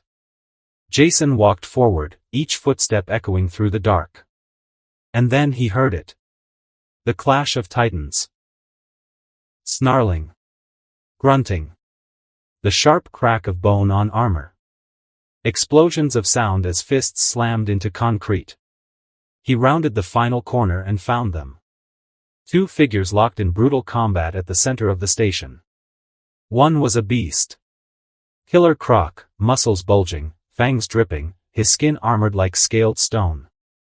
The creature snarled, slamming its fists down with enough force to shake the rust off the steel beams above. The other? A man. But not just any man. The cape. The cowl. The icon. Batman. He was fighting with clinical precision, dancing between death and devastation. Smoke pellets burst from his belt, covering the area in a misty veil. A well-aimed batarang sliced across Croc's eye, causing the monster to roar in fury. Batman slid under the beast's arm, planted a mine on his back, then vaulted over a broken beam just as the explosion staggered the monster. But Croc wasn't going down. He slammed his tail into a nearby column, nearly toppling the structure. Batman used his grappling gun to escape the collapse, but even in motion, he looked tired. Slower. Wounded. Jason smirked as he leaned against a rusted pole, arms crossed. Hello, boys. His voice echoed through the chamber. Looks like you're having plenty of fun. Too bad, as much as I like watching a bat wrestle a crocodile, I think it's time we stop the chaos now, shall we? Batman landed silently, cape fluttering as he turned to face him. Jason Anderson. Jason gave him a small nod, clearly enjoying himself. The one and only. From across the tracks, Killer Croc snarled, eyes bloodshot and wild. Oh, look who's here. He growled. Fresh meat. I heard you want to play hero. The giant cracked his knuckles. I'll play with you, rich boy. Jason smiled, calm as ever, while the massive beast lunged at him. Killer Croc came barreling forward with the rage of a monster unchained. But in that exact moment, a strange energy engulfed Jason's arms. A deep, swirling blue aura that shimmered like fire underwater. It danced across his hands, cracking the air like static. So this is cursed energy, Jason muttered to himself, marveling at the new sensation. Croc's monstrous fists shot forward, twin hammers meant to crush a man in a single blow. But just as they were about to connect, Jason's hands snapped up. Boom! The clash echoed through the underground tunnel, and Croc froze. His eyes widened in disbelief. You? Jason smirked. Shocked, are we? Guess I'm not such an easy, fresh meat after all. You are dead, roared Croc, saliva spraying as he reeled his head back and lunged forward with jaws wide open, aiming to rip Jason's skull clean off. But the moment his fangs came close, cleave. The single word was calm, cold. A split second later, half of Croc's mouth was sliced open, blood pouring down from the clean, precise cut that ran through his cheek. The pain made him stagger backward with a howl, clutching his disfigured jaw. Jason exhaled, studying his hand. Shame. Looks like cleave isn't as strong as it should be. Must be because I'm still lacking in cursed energy. His eyes narrowed. However, I do have another way to kill this overgrown lizard. He walked forward with measured steps, like a hunter nearing the kill. What did you do to me? You freak!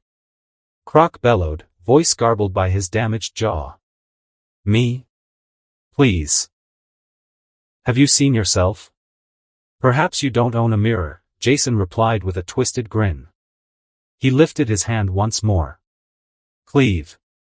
This time, the energy curved lower, straight through Croc's legs, right at the Achilles tendon. The monster screamed in agony as he collapsed to the floor, unable to stand. Ag! What did you do? Jason didn't even flinch. Behind him, Batman finally spoke, his voice strained and heavy. Enough, the Dark Knight shouted, stepping forward. It's over. You won. Jason tilted his head. Is it? And then came another cut. Cleave.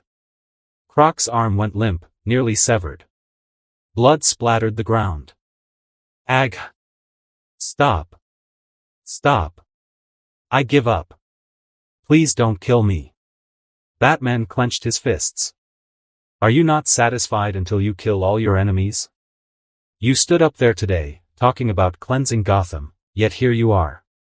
A monster, just like the ones you claim to hate. His voice cracked with passion. Is blood all you care about? Jason's eyes narrowed. Oh. That's a nice speech and all. But how about you try using that tone, try saying those same righteous words, to the families of the men who died up there. To the wife of the office worker who had his head smashed into the floor so hard his skull caved in? You think they want him arrested? You think they'll sleep peacefully knowing this creature is locked away in a cell he'll inevitably escape from? Jason stepped forward, his voice rising with fury. His wife won't see him again. His son won't ever see his father alive. Because this monster was allowed to roam. And I'm supposed to play nice? To show mercy? The nerve of you saying that shit to me. Batman didn't back down. You think I don't know that? You think I haven't thought of every one of those deaths? You think I haven't felt rage, grief, guilt? His voice cracked with pain. Do you know how many times I've almost broken my one rule? Do you know how close I've come to killing one of them? To end all of this? But I don't. Because someone has to believe. Someone has to control the rage. For this city. For the people. Because unlike you, I am from here. And I believe Gotham can still be saved. Batman pointed at him. You're starting a war. Jason's face softened, just a little. You've got a good heart. I admire that, really. You think this city can be fixed, saved. He tilted his head. I think so too. Jason looked back at the bleeding, crying monster. But not this trash. Nah. Some of them can't be saved. Some of them have to die. As examples. His voice deepened. You wanted to strike fear into the hearts of criminals, but all you did was challenge them. Make them rise higher. Get bolder. Through fear. He raised his hand, and from thin air, it formed. An ancient weapon. Twisted. Cursed. Radiating raw, deadly power. Kamyatok, the Vajra. One of SUKUNA'S sacred cursed tools. Jason pointed it at Croc, lightning gathering in the heavens. Fear comes when they know death is real. When they understand their actions can bring their end. Lightning surged. Crackled. "No!" screamed Batman Boom. A pillar of electricity came crashing down, striking Killer Croc's body with godlike force. The beast screamed. And screamed. Until there was no flesh left to scream with. Only charred bones. Charcoal. Ash. Jason lowered the Vajra and turned away, his footsteps echoing through the station as he ascended back into the world above. Behind him, Batman dropped to his knees, breathing hard, bloodied, and exhausted. But more than that. He was broken. For the first time in years, Bruce Wayne didn't know what to do. Should he stand against Jason? Fight this new rising power sanctioned by the government? Risk the League? Risk everything? Or, should he just accept reality? That maybe this cursed spirit of a man had already won. The city didn't sleep that night. The media raged like wildfire. Every screen in Gotham, every corner of Metropolis, even across the global web, blared the same words, "The Cursed One's era begins." A confident news anchor with a perfect smile faced the camera, her voice echoing across a brightly lit newsroom. "Good evening, Gotham, and the world. Today marks the birth of a new force in the battle against villainy. The newly formed, government-sanctioned superhero team, the Cursed Ones, has made a devastating and public debut." The screen behind her shifted, showcasing a collage of the chaos from earlier, explosive clashes, streaks of lightning, Croc's charred remains, and Bane's twisted corpse surrounded by rubble. According to verified reports, 4 of Gotham's most infamous criminals were killed in under 12 hours. Riddler, Two-Face, Killer Croc, and Bane, all gone. She tapped her earpiece. Government sources confirm that all 4, including Black Mask, who died a week ago at the hands of Jason Anderson, were all on a classified death list, pre-approved for immediate termination under Lethal Engagement Protocol. While the list itself remained sealed, the Department of Justice released a short statement. The screen switched to a recording of a government spokesperson at a podium. These individuals were not victims. They were monsters whose repeated crimes had already earned them federal-level death penalties. The Cursed Ones are not rogue vigilantes. They are a targeted solution to a city drowning in repeat offenders and political stalemates. Back to the studio. While public support for the team grows rapidly, critics have emerged from both domestic and international human rights organizations. The screen split into clips of activists protesting in front of government buildings. Many argue that executing criminals without a trial, even ones with death sentences, is a violation of due process, and that it sets a terrifying precedent for state-sanctioned executions. The anchor turned serious. In a surprising response, officials claim that the legal framework for the Cursed Ones includes pre-designated kill authority, backed by sealed court orders and congressional approval. Which, for many, raises more questions than answers. The scene cut to a special interview screen. Lucius Fox sat in a sleek black chair. The logo of Wayne Enterprises glowed faintly behind him. "I'm disappointed." "Deeply," he said, adjusting his glasses. The Anderson family has always been known for power and ambition. But to take this path, this brutal, merciless crusade, and pass it off as justice? It's not just short-sighted. It's inhumane. He leaned forward. Gotham has always walked a delicate line. When we cross that line, when killing becomes our go-to option, we lose something far more dangerous than criminals. We lose the soul of our city. Back to the anchor. While Fox's words have struck a chord, others believe this is the only way Gotham survives. The Anderson family has yet to release an official response, though whispers suggest Dominic Anderson has no intention of slowing down their operations.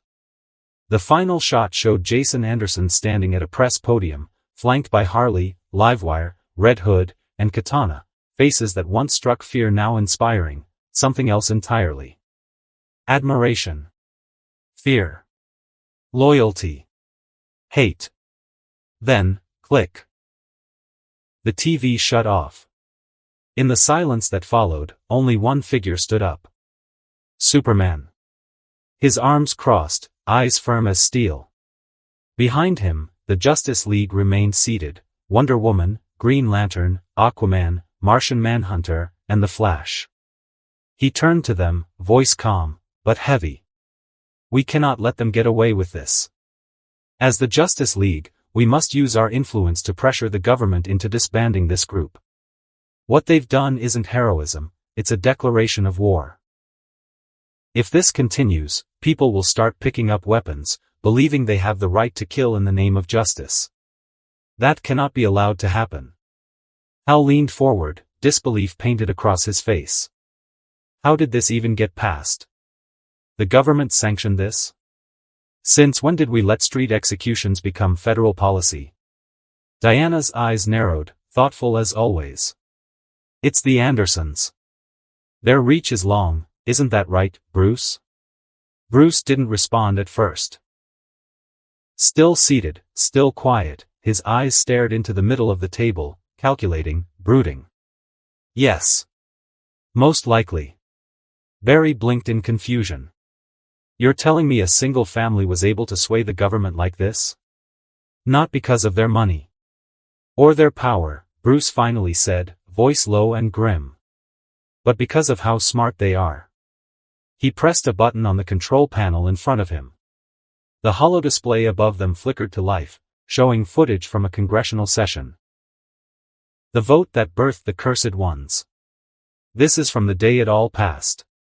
That man, the image zoomed in on an elderly, white-haired senator, is Henry Darren White, President of the Senate. He and a small group pushed the proposal through. The idea? Use Gotham as a test city. 1 year. At the end of it, Congress will vote again on whether the Cursed Ones should operate nationally. The vote numbers appeared in bold red and green. 72 in favor. 24 against. 4 abstained. Bruce continued. This vote came suddenly. Abrupt. Barely any time for analysis or discussion. And the reason is simple: blackmail. Clark slammed his fist on the table. Blackmail? Even Diana's expression turned to one of shock. The room fell silent.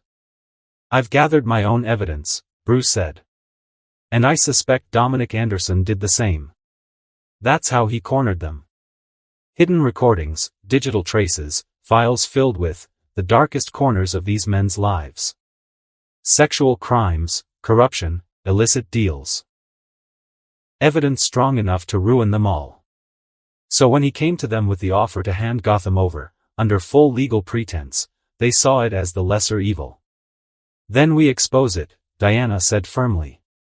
We bring the truth to the world and prove the Cursed Ones have no legitimacy. Clark nodded. Exactly. We make it public. We show the world what this family really is. But Bruce didn't share their resolve. Instead, he shook his head slowly. Doing that would be a mistake. A fatal one. If those files are leaked, by us or the Andersons, we risk far more than a scandal. We risk riots. Collapse. Civil war. Dominic hasn't used the evidence publicly because it's his shield, and his weapon. Not just against Congress, but against us too. Barry frowned. What are you saying? That we should just accept this? Let the government be manipulated by one family? No, Bruce said flatly. But don't think of them like a mafia family. Think of them like Luthor Corp. Rich, powerful, clean on paper, and entirely untouchable. Anything we do now leads to chaos. And besides, there's another reason I'm hesitant to act. That sentence chilled the room. Coming from Bruce, hesitation was rare. Fear? Unheard of. Clark turned to him. You think Jason is that powerful?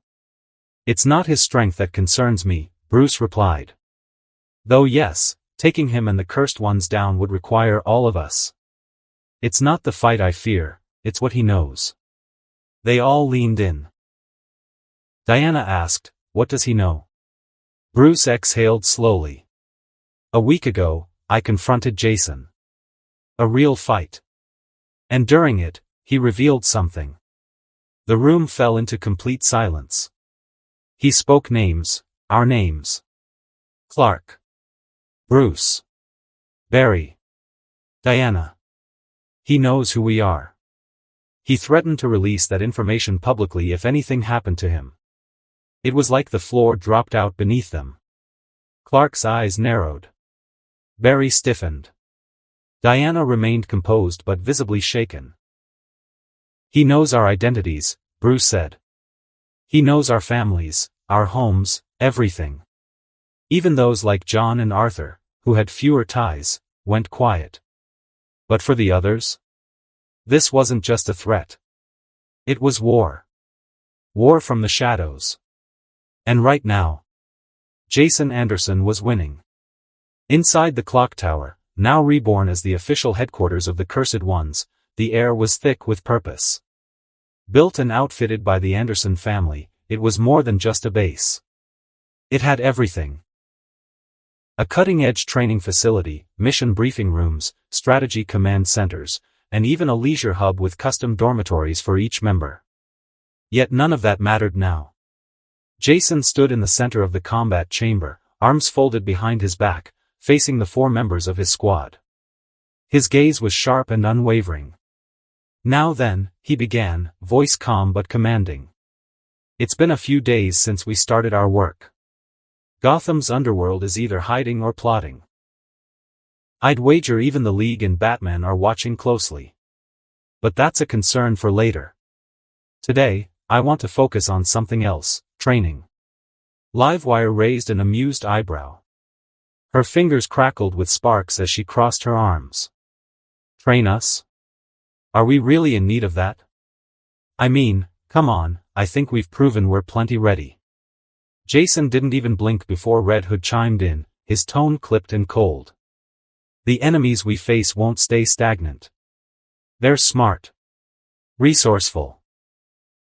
Sooner or later, someone's going to figure out how to counter that electricity of yours. You ain't special. Livewire scoffed, brushing back her glowing blue hair. Harley leaned lazily on her bat, blowing a pink bubble with her gum. Boo-hoo. So what? Someone messes up, I bash their skull in. Training done. Katana, silent as always, finally spoke, her voice calm, every word precise and calculated. What if such an individual is superpowered? You, I, and Livewire needed all 3 of us to put down Bane. He wasn't even a metahuman. Just enhanced. Still almost overpowered us. Her words cut through the ego in the room like a blade through silk. No one argued. Then Harley piped up again. So what? What can you teach us anyway, huh? You're blessed with power. We aren't. Jason smiled faintly. Is that what you all think? That I'm just lucky? He turned to them, eyes scanning each face. He stepped forward. Tell me. What do you think is the origin of my power? Livewire shrugged. You're a metahuman. That much is obvious. Harley gasped. Oh. Maybe you're Superman's evil cousin. Like, from Brooklyn. Red Hood grunted. Experiment. Black Book Project. Katana's voice sliced in, as always. Curses. Jason pointed at her. Bingo. Katana's right. Livewire raised an eyebrow. Curses? Harley looked confused. Like, damn it, shit, asshole, damn. Those give you power? Red Hood pinched the bridge of his nose. No, you lunatic. She means curses as in magic. Like voodoo crap. Katana nodded. No. Not magic. Not divine. Something darker, older. Jason stepped forward slowly toward a line of training mannequins. Let me give you all a demonstration. He raised his hand. Cleave. The word left his lips with finality. One of the mannequins split clean in half, cleanly, without a sound. No explosion. No theatrics.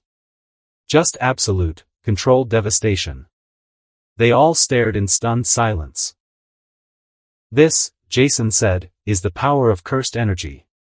He turned back to face them. Think of it like magic, but it's not divine. It's not born from gods, from will, or even faith. Cursed energy is the manifestation of negative emotions, fear, pain, hatred, and regret. It doesn't need rituals or incantations. It needs only one thing, the world's darkness, and your own. They listened, captivated now. Unlike magic, it's not reserved for some chosen few or bloodlines. Anyone can wield it. If they've suffered enough. If they've been hated enough. If they've seen enough death, or caused it. Jason looked to Harley first. You're not a metahuman. But the Joker's shadow left a stain on this city, and you were right there, standing in it. The people of Gotham fear you. Hate you. They curse your name. All that negativity. It surrounds you like a cloak. You're a magnet for cursed energy, Harley. He turned to Livewire. And you, Leslie. A woman who spoke the truth. Criticized Superman, called out the hypocrisy and the propaganda, and the world made you a villain. Even when it wasn't your fault. The accident, the backlash. The way people cursed you when you couldn't control your powers. Their hatred feeds your potential. You're more than just a metahuman, you're a living conduit of scorn. Red Hood didn't even flinch when Jason looked at him.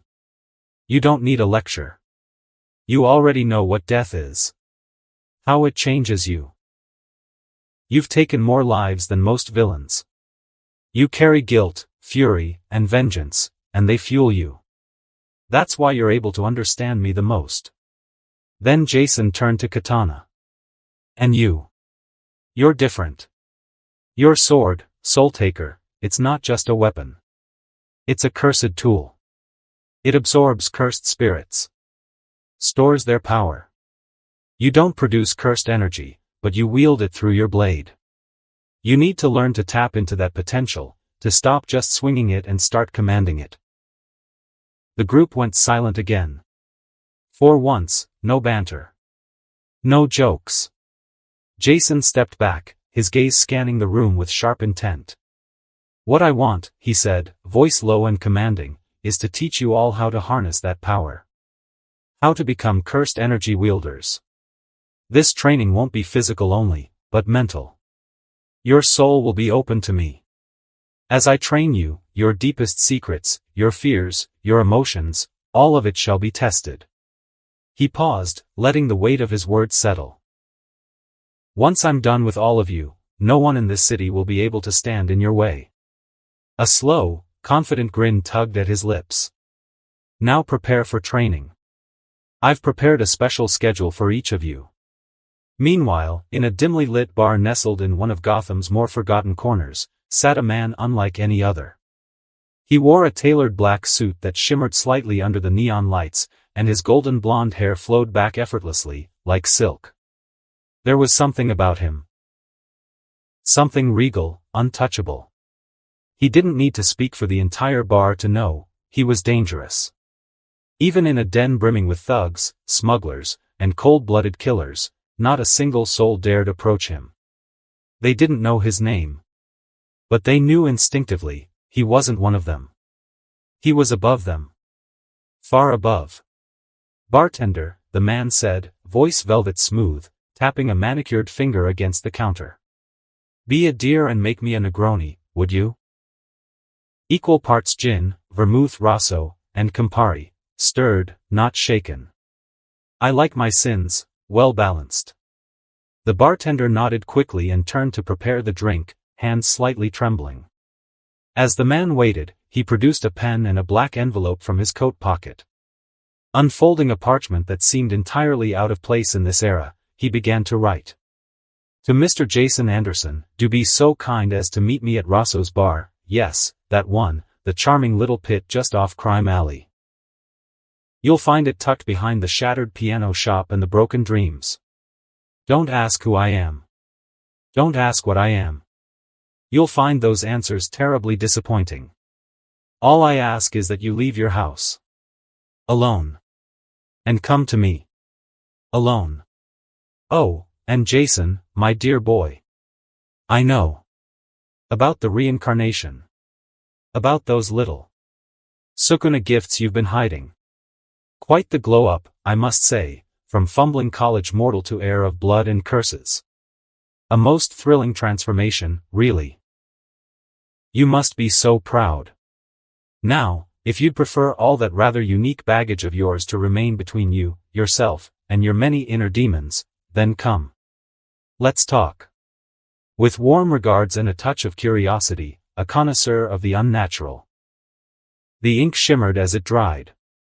He folded the letter with slow, deliberate care, sealed it with a press of his thumb, and tapped the back twice. With a faint, soundless pulse of unnatural energy, the letter vanished. Elsewhere, miles away, in the dead quiet of night, it appeared. Right on Jason's desk. Waiting. Jason walked slowly through the alleyway that led to Rosso's bar. Each step echoed in the silence, but none of them louder than the storm raging inside him. His entire being felt shaken. It wasn't fear, Jason didn't do fear. It was something deeper. Existential. Unsettling. The letter he received last night had shattered something within him. Someone, something, new. Not just his name. Not just his secrets. They knew everything. The truth he had long buried beneath layers of charisma, manipulation, and blood-stained glory. His reincarnation. His past life. The moment Jason realized he was no longer in the boring, mundane world he once knew, he had cast that former life aside without hesitation. Irrelevant. Forgotten. He wanted this new existence. This world of chaos, power, curses, and gods. He wanted it to be his reality, undisturbed. And yet, someone had disturbed it. Violently. That letter, it wasn't just a threat. It was a crack in the mirror he had built around himself. He had run through every possibility. Could it be a mind reader? Perhaps Martian Manhunter had picked up on something unguarded? Jason had already made contingency plans for that: fire, panic, deception. A sorcerer then? Dr. Fate, perhaps? That was more plausible, though fate rarely meddled with individuals unless destiny demanded it. Batman? The thought chilled him more than he wanted to admit. Could the Bat have discovered who he really was? Was this retaliation? Was this about the secret Jason had revealed to him? The one thing Bruce never wanted anyone to know? None of it mattered now. He had arrived. The glow of Rosso's bar buzzed faintly above the crooked door. Neon red letters hummed in the silence, bathing Jason in a warm yet ominous hue. He pushed the door open. Inside, the air was thick with smoke and quiet murmurs. Criminals. Smugglers. Hired killers. The usual Gotham filth. But Jason wasn't here for them. He scanned the room slowly. His senses sharp, fingers twitching. Whoever sent that letter knew him, intimately. And just like that, he found him. There was no need for words. No theatrics. One man. Sitting at the far end of the bar. Black suit. Blonde hair. An aura that screamed of elegance, confidence, and something far beyond human. He didn't look. He didn't flinch. He simply sipped his drink like the world was his toy. Jason moved in silently, with no wasted motion, and without hesitation, wrapped his clawed hand around the man's throat from behind. "Who are you?" he growled. The man didn't resist. Didn't flinch. He simply smiled. "Oh. Looks like you finally made it. Let's clear the place, shall we? He snapped his fingers. Reality shattered. Everything, everyone, in the bar vanished in an instant. Not a sound. Not a trace. Gone. Jason blinked. The floor, the walls, the tables, the glass, all of it erased, leaving only the bar counter, the man's drink, and a pair of stools. Surrounding them was an infinite, reddish void that pulsed like the inside of a dying sun. Jason stumbled back, instinctively reaching to summon his cursed claws again, but they didn't come. His body felt wrong. His speed, gone. His power, gone. For the first time in months, Jason felt ordinary. Helpless. Sit down, Jason Anderson, the man said, his tone calm yet absolute. Don't make this more difficult than it already is. Jason let out a long sigh and dropped into the seat. The moment he sat down, a drink materialized in front of him, perfectly chilled, perfectly clear. He stared at it. Then at the man. What are you, a god or something? Sheesh, Jason muttered, picking up the glass and examining the liquid. How do I know this isn't poisoned? If I wanted you dead, Jason, the man said smoothly, you would be. TCH. Whatever, man. Jason rolled his eyes and took a sip anyway. I don't like the position I'm in. You took away my powers and all, but that doesn't mean I'm gonna bow down to you. For all I know, this could just be a glorified illusion. He set the glass down and fixed the man with a sharp gaze. Who are you? And how do you know me? Why do you know me? And where the hell are we? The man smiled, charming, arrogant, eternal. Well, let's see. I'm God's favorite child, he said, lifting his glass. Lucifer Morningstar. Jason's hand froze around the drink. What? That's the appropriate reaction, Lucifer said with a smirk. Nice to meet you, Jason. I'm the devil. Jason stared at him in stunned silence, then blinked. Once. Twice. Jesus freaking Christ. He muttered. Of all people? You? Wait, actually, this might be good. Memories of the DC universe began crawling back. Stories. Power levels. Rumors. You're not truly a bad guy, right? Jason said, eyes narrowing with cautious optimism. I mean, from what I remember, you're complicated. Lucifer laughed lightly. See, now this is interesting. I expected denial, rage, maybe some screaming, but you? You seem relieved. I'm not relieved, Jason said. I'm just recalibrating. You're strong. Like top 5 strong in this world. But how the hell do you know about me? Is it your power? Who else knows?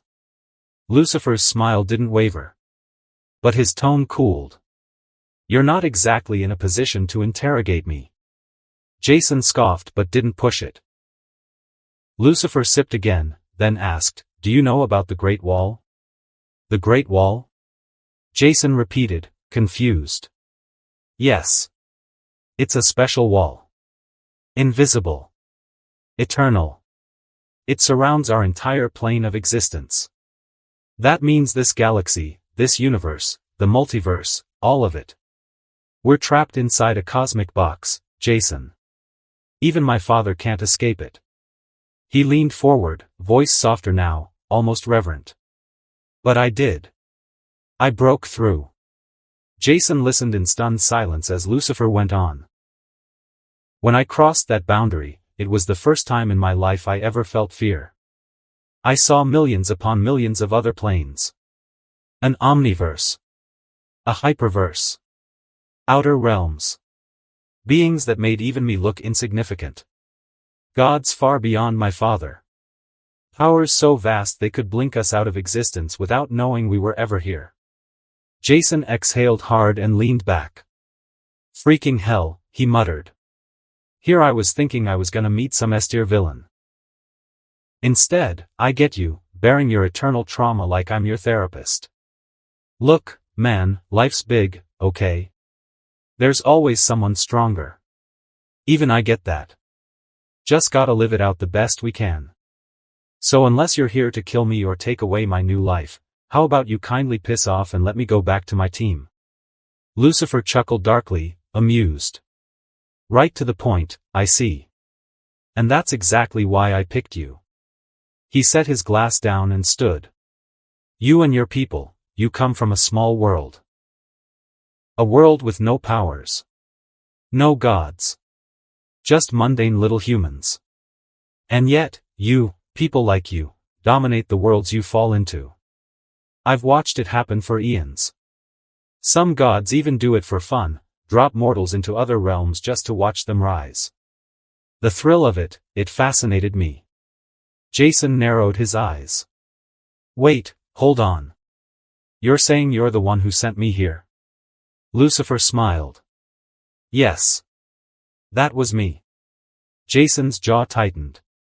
So, these powers I have, the Sukuna stuff. That was you? Indeed, Lucifer said, tilting his head. Though I admit, they're not exactly what I'd call god tier. Sukuna was fascinating, but even at his peak, he wouldn't make the top 10 on this planet, let alone the cosmos. Jason scoffed. You serious? Shit. Well, that means I can demand an upgrade, right? Lucifer shrugged. Not quite. I can't just hand you more power, I'm not that kind of god. But I can make what you already have, stronger. Jason leaned forward, curious now. And how exactly do we do that? Lucifer grinned. Simple, he said, his voice dropping into something both devilish and divine. I'm sending you to hell. And that concludes this episode. If you enjoyed it, I'd seriously love it if you guys could leave a like on the video, as it genuinely helps out so much, and it keeps me going, plus it takes only 1 second. That said, have a wonderful day. See you in the next one.